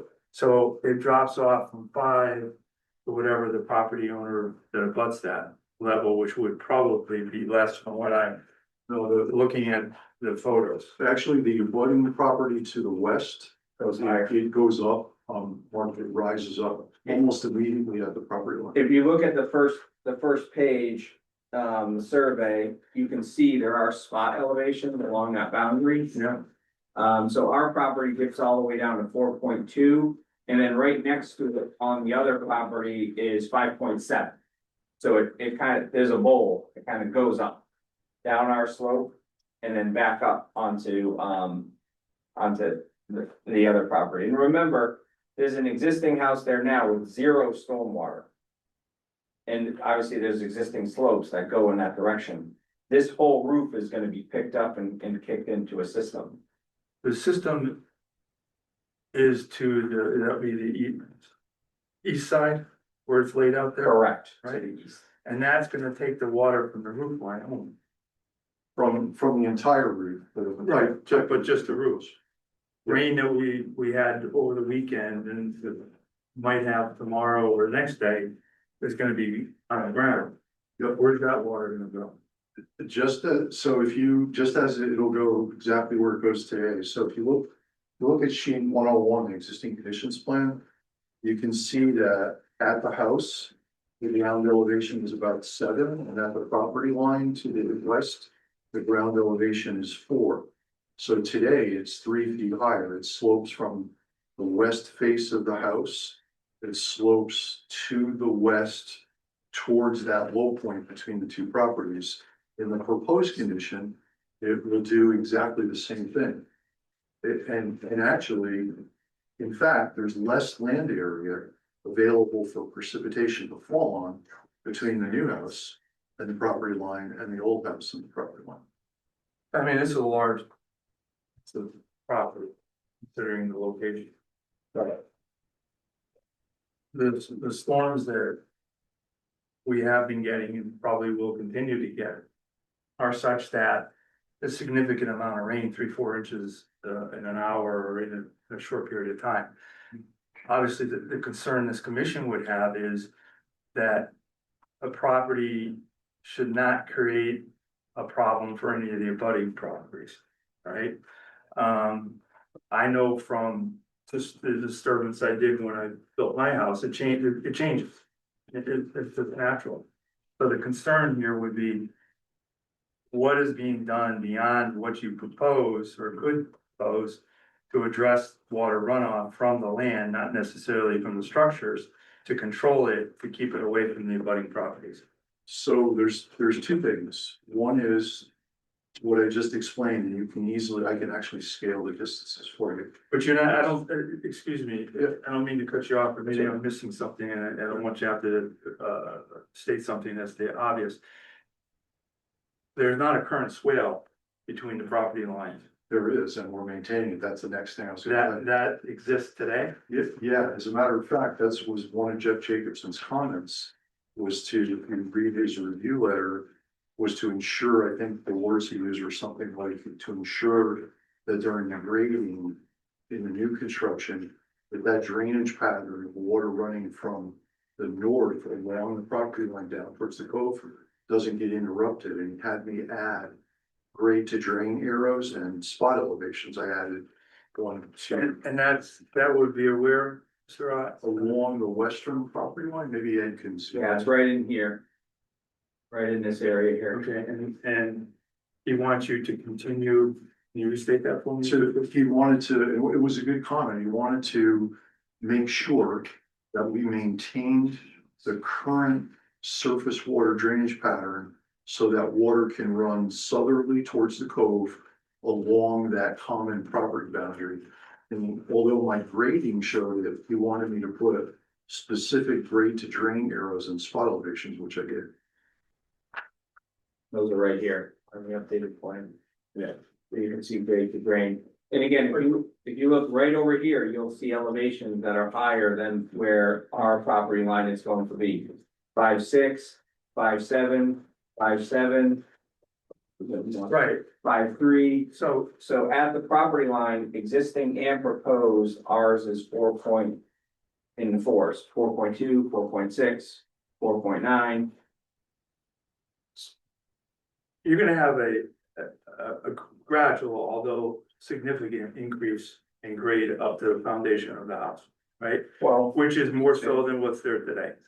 Correct. It's steeper than what's Right. there. Right, so the natural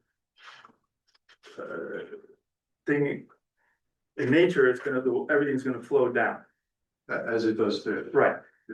There's gonna be more of that flow, potentially. No, that's where I would differ with you. Yeah. I can explain why. All right, But no. go ahead. So, trying to think how to explain this succinctly. So if you look at, in the existing condition, the west end of the house is about, a little over 40 feet from the westerly property line. So there's a little over 40 feet of land area where when precipitation falls from the sky, for that land area to contribute surface water runoff to the westerly property. And the elevation difference, like, as I said earlier, is about 3 feet. It's flatter, it's a flatter slope for sure than the proposed condition. But there is about a 3 foot elevation difference. So there's 40 plus a little over 40 feet from the west end of the house to the property line. In the proposed condition, and I didn't do this on purpose, there's 20 feet, it's about half. So when you reduce this is a basic principle of more sophisticated projects and bigger drainage computations. When you reduce the land area, that could contribute runoff. You reduce the amount of stormwater runoff. The velocity will increase because the slope is steeper, but you're not generating more runoff. You're actually generating less volume. And all of that is actually a bit moot because the ground today, and we will maintain this, at the property line rises back up. So that runoff that comes from the 20 feet of land area west of the house can't make it onto the adjoining property. It has to flow southerly, which is exactly what the consulting town engineer asked us to reinforce on the plans. Does that take into effect the water from the back portion of the property? Yeah, the grading starts all the way up at just south of where it says right away known as West Street. Is it swaled back? No, my recollection is it's flatter there. Yeah. But that's why we started the grade to drain back there. So all the way back where at the end of the right of way, I think it's paved, if I remember right. We start to grade along the westerly property line to maintain that surface water flow direction. So are you proposing to leave the existing natural swale as is versus building constructing a proper, I shouldn't say proper, to produce a new swale that would incorporate the need of water runoff on the entire property? So on our property, on the neighbor's property, of course, we can't do anything. No, I don't understand that. But I'm on talking our- about on your property. Yeah, on our property, I would say it's gonna vary literally by inches, less than a foot. But that swale, that surface water drainage pattern will be maintained. But you're not gonna build a new swale. No, we're not, You're flooding, we're filling, or creating. And why would that be? We don't need to, and it's so close to the property line that there's no room to really do that. So you couldn't enhance it even because it's so close. Well, what's You know the, what I mean, have Yeah, more capacity. I don't think it needs to be. what's the distance now on the westerly side between the property line and proposed building? What is that? 20 feet, that's what I was saying earlier, I scaled it again, So 20 20 feet isn't enough to, 21. 20 to 21. okay, and that is not enough. What's the width you would need for a proper swale? Just a couple of feet, which is what we have there. We only need a couple of feet. But the, But wouldn't the fact that additional fill is coming in will disturb that location and have some impact on the natural swale that's there now? no, I don't think so, honestly, I we're disagree. maintaining. I disagree. And I don't have engineering degrees or any of that, yeah, I can only have practical knowledge, so that's my concern on this. The other commissioners can speak on their. Let me try to say it again, as I said earlier. Obviously, we can't grade on the neighbor's property. We are, as I said earlier, we are gonna grade very close to the property line. And there'll be some change there, but it's less than a foot, it's inches. There definitely will be some, as I said earlier, there will be some grade change there. But it's less than 12 inches. And if you study the elevations, it is light, it's hard to read. But you can be seen that is the case. And the whole idea is to maintain that surface water drainage path to the south. The neighbor's property rises up. And that is not going to change. Right, you can't, So, yeah, I understand that. But it doesn't raise up, at least from my visual on these pictures, it doesn't raise up on the easterly side property line. It looks relatively flat to me. you mean the opposite side On this side. Yeah, no, correct, it's not the same. Right, condition on the it's east flat, side. right? That's correct. Almost relatively flat, Yeah, okay? So that, it doesn't have a natural swale today, correct? it does, there's actually, if you look on the plan, there's a catch basin about halfway down. That's, but is the whole side of that property line currently have a natural swale to it leading to the waterfront? I don't recall it having a defined soil. Right. But the drainage pattern is for water to go down towards the water, that's why that basin is there. As the land sits today. Yes, and we're not. And obviously the concern here is you're gonna have disruption on the east side as you bring in fill. Yeah, there's no, Right. in plain talk, Mark, Yeah, there's no question we're bringing in fill. Right. When you bring in fill, this is a common, I've been doing this a long time now. This is a common, and I don't mean this in a, you and I know each other, this is not, you know. It's a common misconception that when you raise the ground, that immediately equates to a drainage problem. It can, if you don't do it right. We are on the west side, as I said, we're reducing land area. That absolutely reduces the amount of stormwater runoff.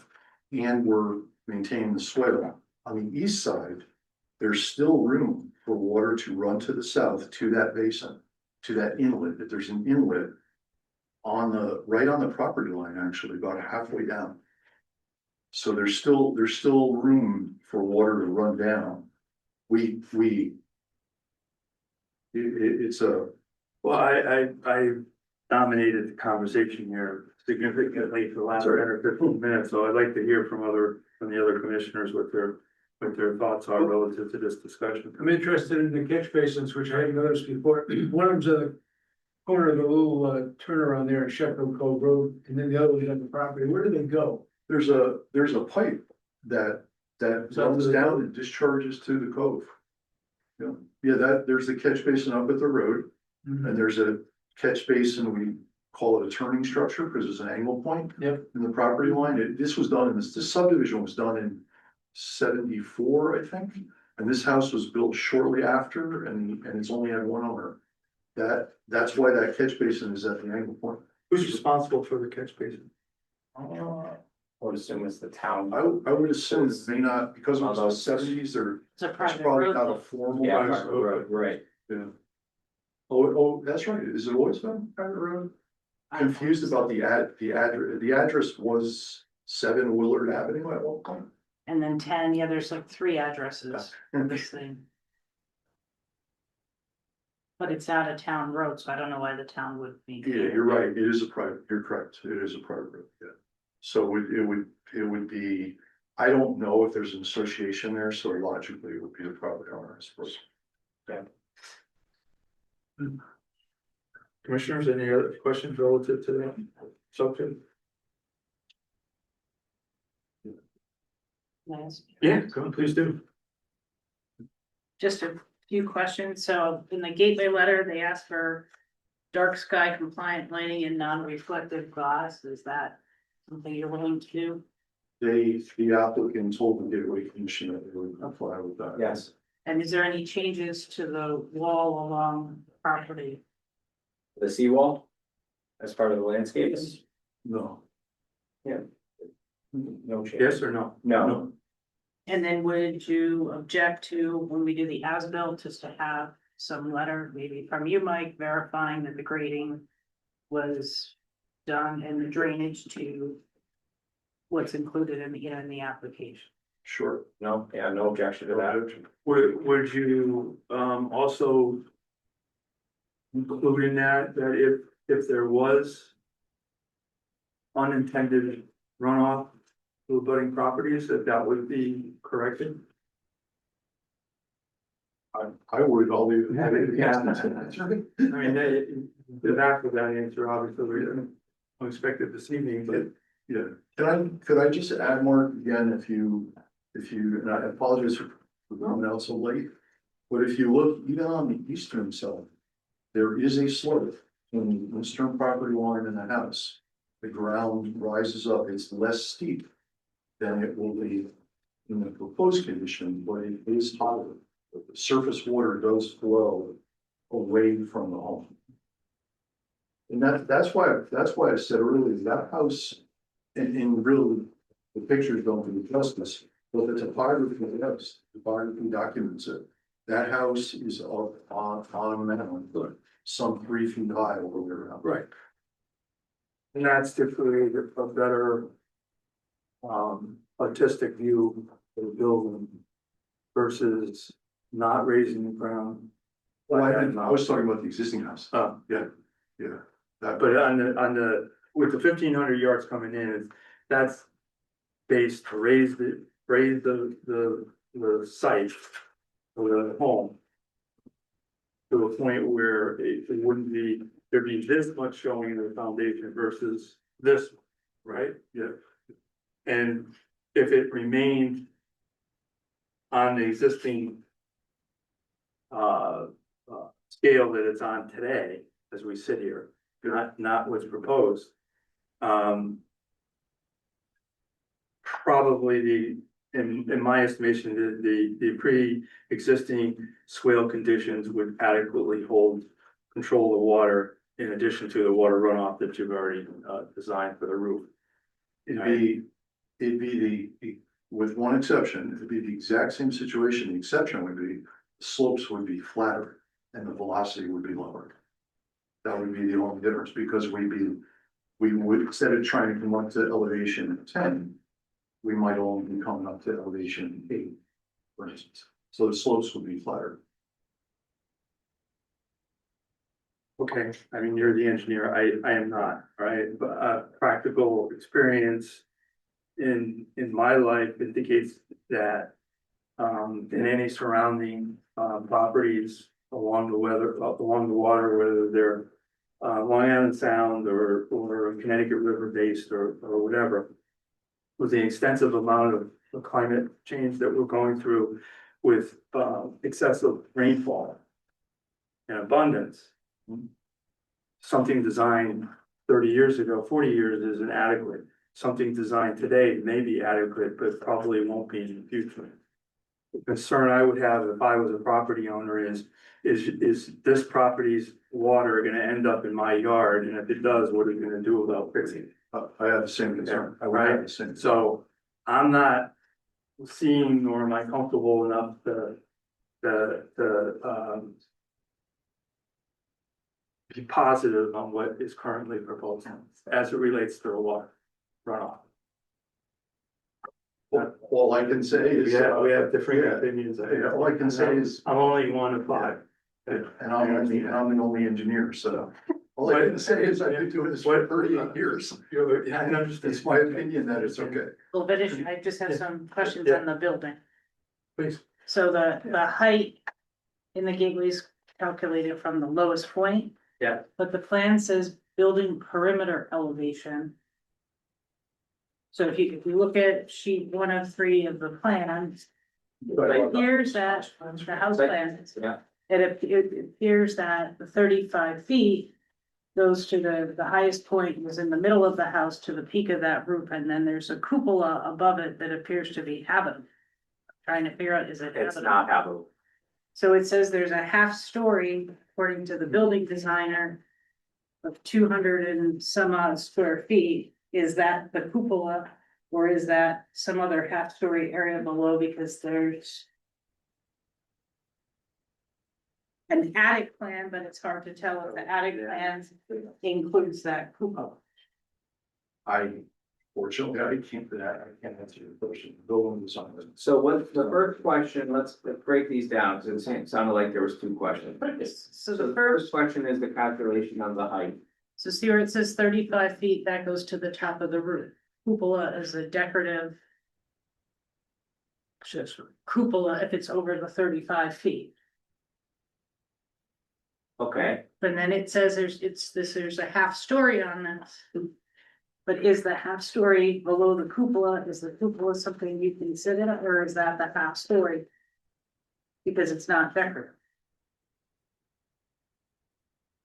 so that, is there a question regarding the height calculation to the roof line? Well, is it from the existing natural grade? Yes, it's right here. And it's not average, It says the average lowest. it's No. below, okay. The Existing lowest between it, grade lowest. building perimeter 4.6 is the starting point. It was just kind of a weird way of wording it, building perimeter elevation versus the lowest. Existing lowest grade of the building perimeter, vote, that's what it says. So it's the existing lowest grade. I'm just verifying it's not an average of Yes. the heights to the lowest point. It's not an average. And now where do you see half story? So if you go through the plans. On 3 of 3, there's an attic, but it says it's not a half story.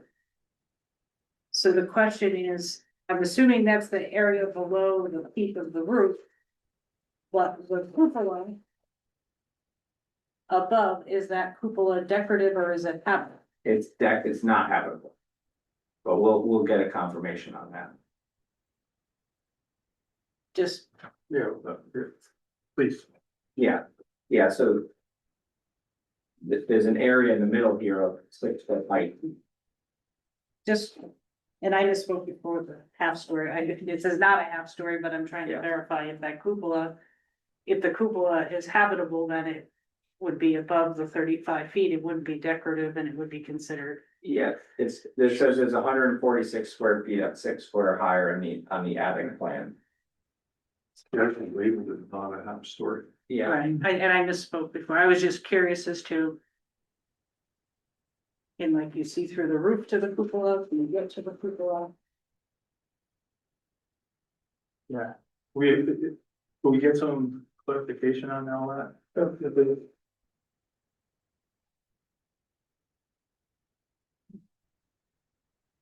Yeah, no question? No, I was just more concerned with the height and the cupolas. Right. And there's no, this is all one house, no accessory dwelling units, no. Just, Like in the garage. okay. Check. Both of you agree then? yes, He was shaking yes, and you were just not moving, so I figured it out. John or Mike?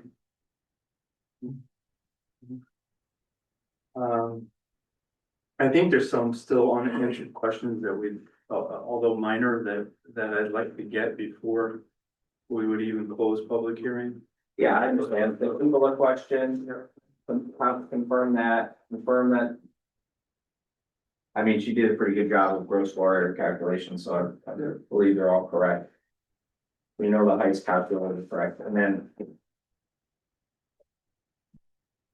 Regarding the drainage, it just occurred to me that earlier I said I'm the only engineer in the room, but that's true, but town engineer did review it. Oh, I His, understand. yeah, his concern was on the west side.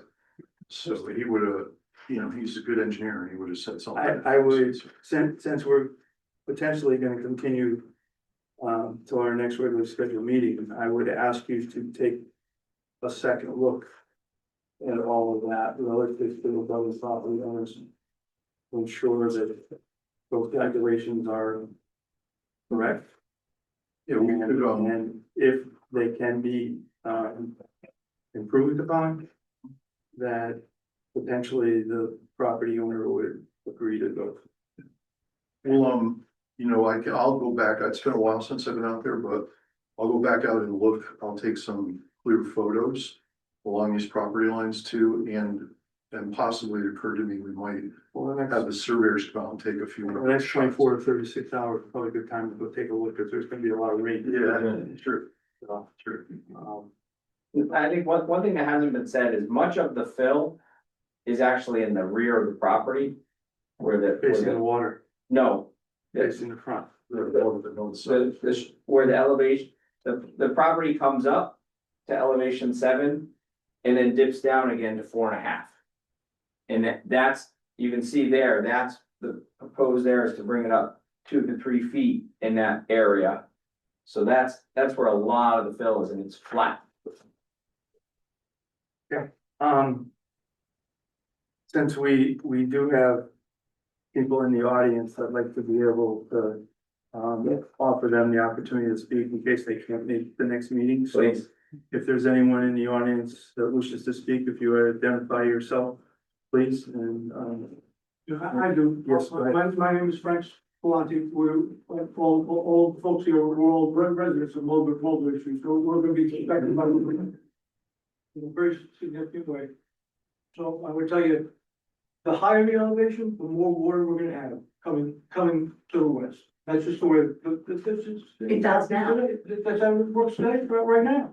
So and then in storms, the water from the cove, that water comes up.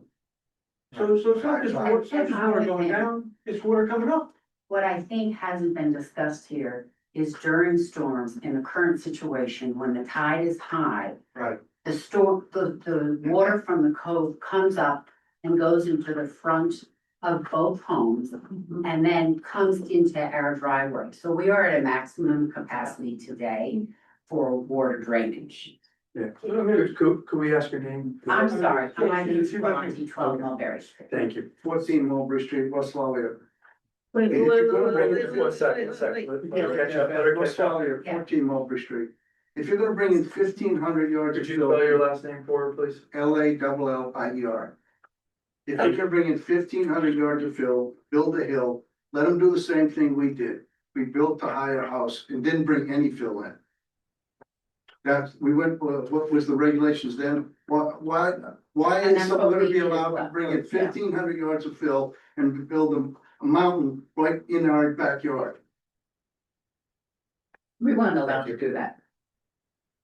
And I take appreciation with your comment about the practical application of what happens in real life regarding the equation or the physics of it. I don't discount your expertise, but in the reality, and this is our second home where this could potentially happen.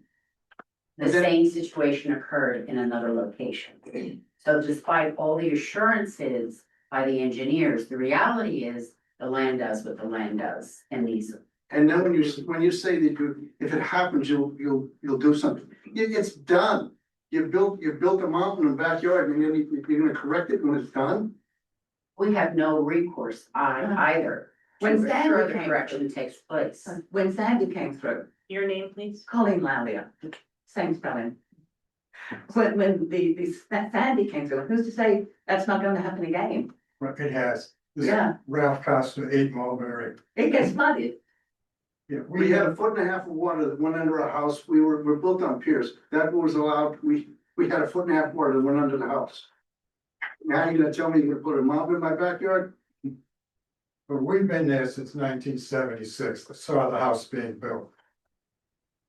After the house was built, with heavy rain and a high tide, the water comes in almost to my property on the north side of that. So that's why when you keep saying about the drain and the elevation is only 1 foot difference on the west side. Where's all that water gonna go? Any other? It's been getting higher every year. We've been down there 15 years. Yeah. And the tides are getting higher every year. And it's not just going south, it's coming north. Actually, they nearly got flooded all the way up to, Woodland. Right? Oh, yeah. Well, thank you for your comments. Attorney Casella, Mr. Ott, is there any counters comments back to these individuals? I know you've been an engineer for 38 years and ain't gonna happen. No, that's actually not what I said or what I need to say. I'm actually I think I'm trying to be nice. I understand your concern. Well, you're not gonna live there either. No. No. All I can say is, we are gonna take another look at it. I understand your concerns. You're not gonna like what I'm about to say, but you're mixing tidal flooding and surface water runoff from inland rain events. Well, this guy's gonna be okay. Let him finish, please. They're two different things. When a single family home is proposed today, anyway. When a single family home is proposed. FEMA and the Connecticut DEP and the town. Recognizes that tidal flooding is so vast and so much volume. That this kind of thing, this kind of fill placement doesn't affect tidal flooding. It doesn't take enough flood storage away in tidal flooding on the coast, not inland, only on tidal. You can't predict Mother Nature. Say again, I'm You sorry. can't predict Mother Nature. I'm not predicting. I'm just saying what the rules are. Well, she So- doesn't know the rules. Excuse me. She doesn't know the rules. I mean, I'm just stating for the record. Right. What the regulations are and what the rules are. I understand your all concerns. I understand what you're saying. But we've designed this in accordance with standards of practice and current regulations. What we designed it for is to not cause a surface water drainage problem when it rains. Not from tidal flooding. That's a completely different animal and a much longer discussion. We're trying to design it so that when it rains, when it's low tide, when we have a neap tide, when it's the lowest tides of the month, right? When it rains, and when it rains like crazy, we don't want that surface water from the sky to cause a drainage problem on adjoining properties. We cannot design to prevent tidal flooding. I've seen the tidal flooding down here. I think it was a couple of falls ago, we had a tremendous flood. It was flooding on Maple Avenue, as I recall. And I remember going down and looking at it. And I know what you're talking about, and I know how far inland it goes. But that's not what we're designing for. Yeah, We're not So, exacerbating. but there are situations where you get tidal flooding and the rain from the sky. Oh, At the same time. they can coincide, absolutely. Yeah, and it exacerbates and. Absolutely. Yeah, I had a question. Why can't he build a house with a higher foundation like we did? Why? Why doesn't he want to do that? A smaller house. Why doesn't he want to do that? I can't answer that. I know why he doesn't want to do it. He doesn't want to see as much foundation. You brought that up at the commissioner. He just doesn't want to see as much foundation. We dealt with it. Well, we've asked them, we made it clear to both the attorney and to the engineer that we'd like to go back and take a look at that. I think what we welcome you to come back to our next meeting on August 3rd and see what they have to say and what they propose at that point. So please, if you're available, come to the August 3rd meeting. Okay, you have one last I question? do, and it has to do with if this goes forward and the house is built and flooding occurs. What is our recourse? I mean, this is our reality. What is our recourse?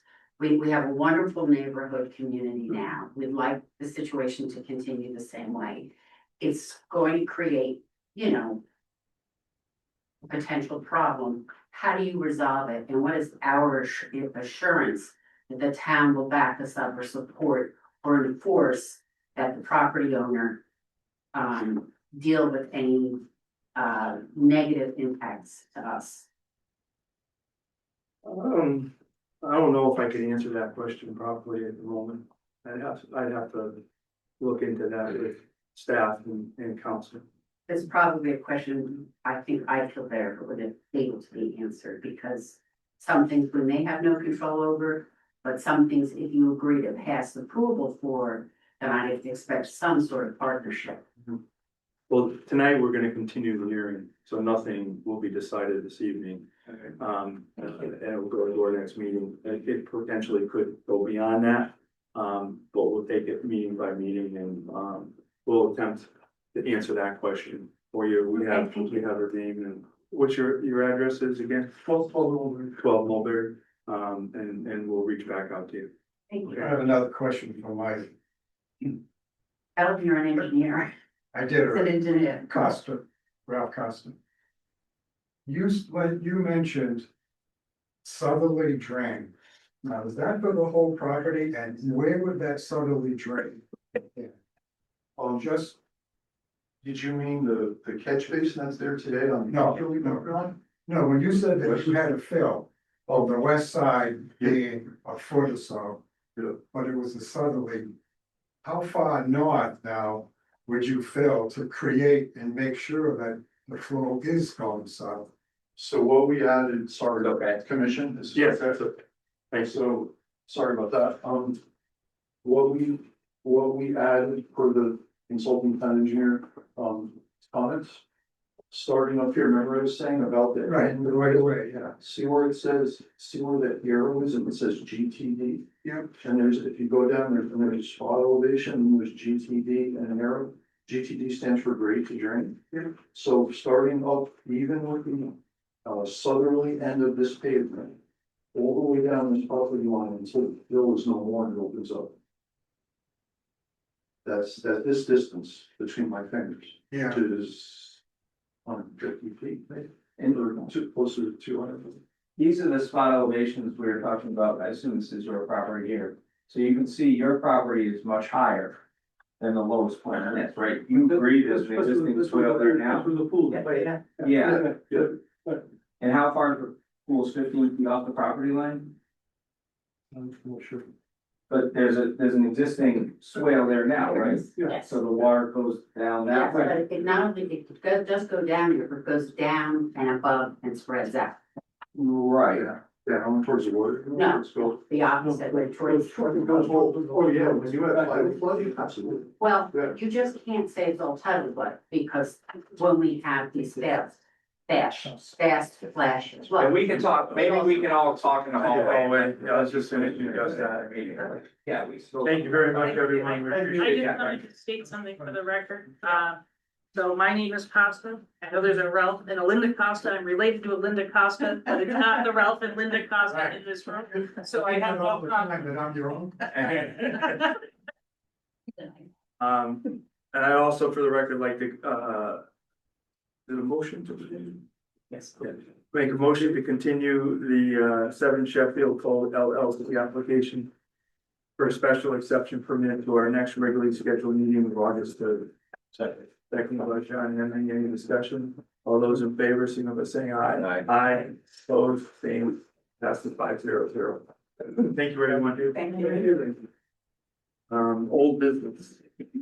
Do you have any? No. Okay. Committee representative and staff. Alright, so You can go outside in the hallway, that would be appreciated. I'll try to keep it brief. August 19th at 6 o'clock, let's pencil it in. It's not confirmed yet. We're gonna have our first meeting regarding the regional housing plan, and I thought it would make sense for both planning and zoning to attend, so at 6 o'clock before the planning meeting. If we don't have any agenda items, I would bump it to 7, but that's the plan. We would just have a joint meeting, so I think August 19th is a Wednesday. Yep. So potentially a 6 o'clock start time, but if they have no business, we would just bump it to 7. And that would be our first housing meeting. I think it's just important with everything going on, we're all on the same page, at least for the kickoff portion, and I'll be sending out to planning and zoning some documents that Rivercog sent us just for you to take a look at as far as existing statistics and so forth. Secondly, Sam Lyman, who's a real estate agent, contacted me. I did talk to Mark about this, but Mr. Lyman asked for a second opinion. He has a contract, or he has a potential purchaser for 9 King Street.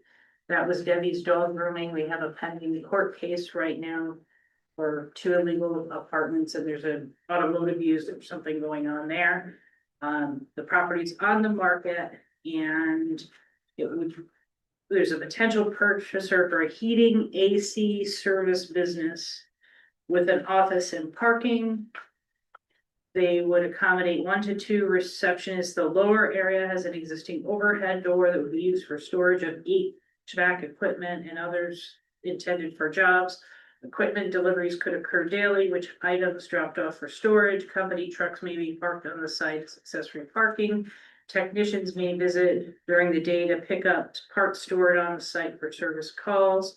These points summarize the commercial activities and logistics for the property. So my concern is in the B2 zone, we do not allow for contractors' storage. And there is storage on here. I know we've had another situation where items are being stored. And it kind of is on the line of being a contractor storage business. So I'm bringing this to you for your interpretation. Is this contractor's storage? Or warehousing materials, which are not allowed in the B2. But is he just saying it's standard everyday repair parts that he wants to have handy so he can? The lower area of the property has an existing overhead door used for storage of HVAC equipment intended for jobs. There would be daily deliveries, items dropped off for storage. Company trucks may be parked on the site. Technicians may visit during the day to pick up stored parts for service calls. I think it kind of is on the line here. It sounds like storage to me. I'm just, I guess I'm sensitive about storage and the B2 zone. I mean, there's, within the description, they're talking about It's not storage. storage, yeah. I think it's storage. So it's not permitted. Is that the consensus? If it's storage. Okay. That would be obvious. I'm thinking about it. I mean, it sounds like it's active inventory. I mean, I don't know what the difference is, but is heating a contractor's? Yeah. but what if somebody has inventory on site, do you consider that storage? And it sounds like they're coming in, picking it up, taking it out. It's, when I think of storage, I think of more. But it's long-term contractor storage business, so I mean, it's, Which is not allowed. which is not allowed. And So that's- general storage is not allowed. No, I mean, I think it falls within there, but I'm asking, I told the purchaser I would ask. I think the consensus seems to be Not storage. consider it storage. Oh, we said it's storage. Yeah. Not allowed. Just reading the word. Right. Easy enough. Your next meeting, you'll have a continued item for tonight. You have a coastal site plan review. You're going to have a special exception and a summary process review. So that'll be your first one since the law went into effect on July 1st at 350 Middlesex. And I think we're gonna have one more thing, so we've got quite a bit coming through. I'm expecting at some point Dock and Dine, the cave, there's just a lot of things rumbling, so I think it's gonna hit all at once like it did in the spring. But we'll see. I'm not gonna be here on Monday the 3rd. It's my vacation. Good for you. Great.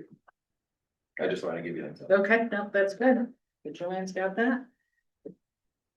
And I think that's it. Did you make any progress on that lengthy email you sent us on enforcement? With that, This one?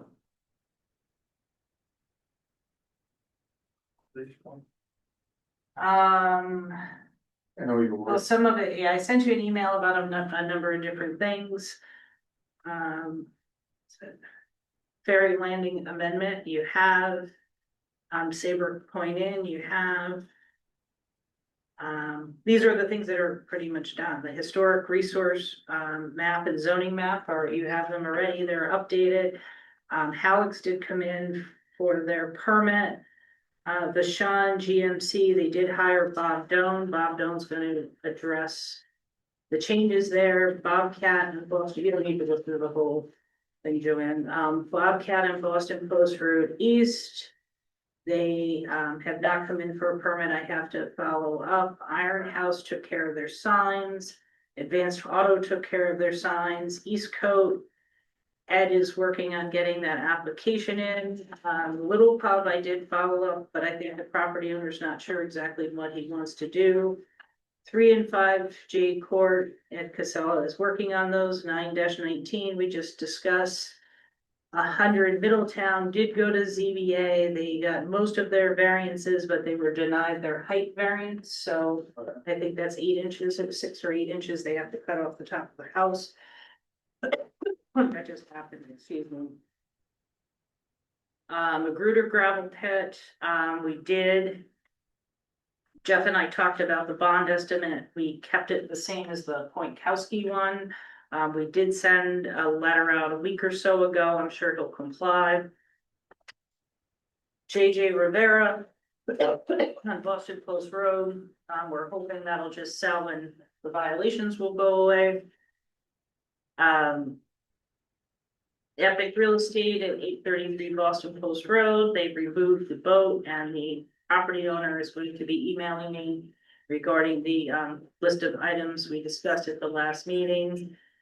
5 Beach Road West, that I know the building official is working on. 2 Pequot Trail, the carport, the property owner came in and within a day or two just ripped the whole thing down. That was resolved. And Fenwick Ice Cream is being sold and the new owners are gonna comply with what we have in the permit, or so they say at this point. They don't want to, they're gonna get a new sign, they're gonna change the name, but they asked if they could keep the sign up.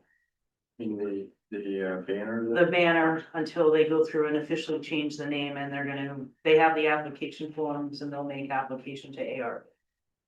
The other thing, just talking about applications, so today we got 5 reports of scammers. So we have people who are taking names off the website and emailing bills from planning, zoning, ARB. The Kate got an invoice for almost $9,000 for an ARB review, for inspections and associated costs. Something new. So we do have an open investigation with the police department, so we're sending those through. We really haven't made much headway. Knock on wood, no one has wired the money yet. Hopefully, people are pretty smart. They're getting better. Yeah. But it's not just us, it's other towns. No, I meant scammers to get them. Well, and then if you Little bit of don't red, respond, some of them, and I mean, I'm assuming it's the same people or whoever's doing it. If you don't respond, they'll say, well, you haven't sent the money, we're taking you off the ZBA agenda for tomorrow night or whatever commission. They use my name, all of our, Mark's name, but they'll have like Nick Prevost, chairman of the zoning commission. I mean, there's stuff in there you can tell they're just kind of pulling what they think up. So we've been telling applicants to be careful, but I think it's been a while since it's happened, but we're having a rush right now between multiple commissions. I think that's it. I just a quick question. The 2-page comments, this is part of the gateway, part of the ferry. That was continued to your next meeting. Yeah, but these comments relate to that, to the ferry. Yes. Okay. And I know the applicant's working on addressing a number of comments and they're going back to Gateway, so they don't have a Gateway review yet. We really didn't get any reviews, so. But Ed Cassell and I talked about it, it really makes no sense with all these comments and not have, or the comments that we do have and not having all the reviews to go forward tonight, that's why they requested to continue. So I suspect you're gonna get a different version of the tax before your next meeting. And that will be so that I can be here. We'll put it in the end. Put it at the end, so that I can squeeze myself. Thank you. Okay. Alright. Motion to adjourn? Move to adjourn. Second. Favor, aye. Aye. Opposed, the same. Fine.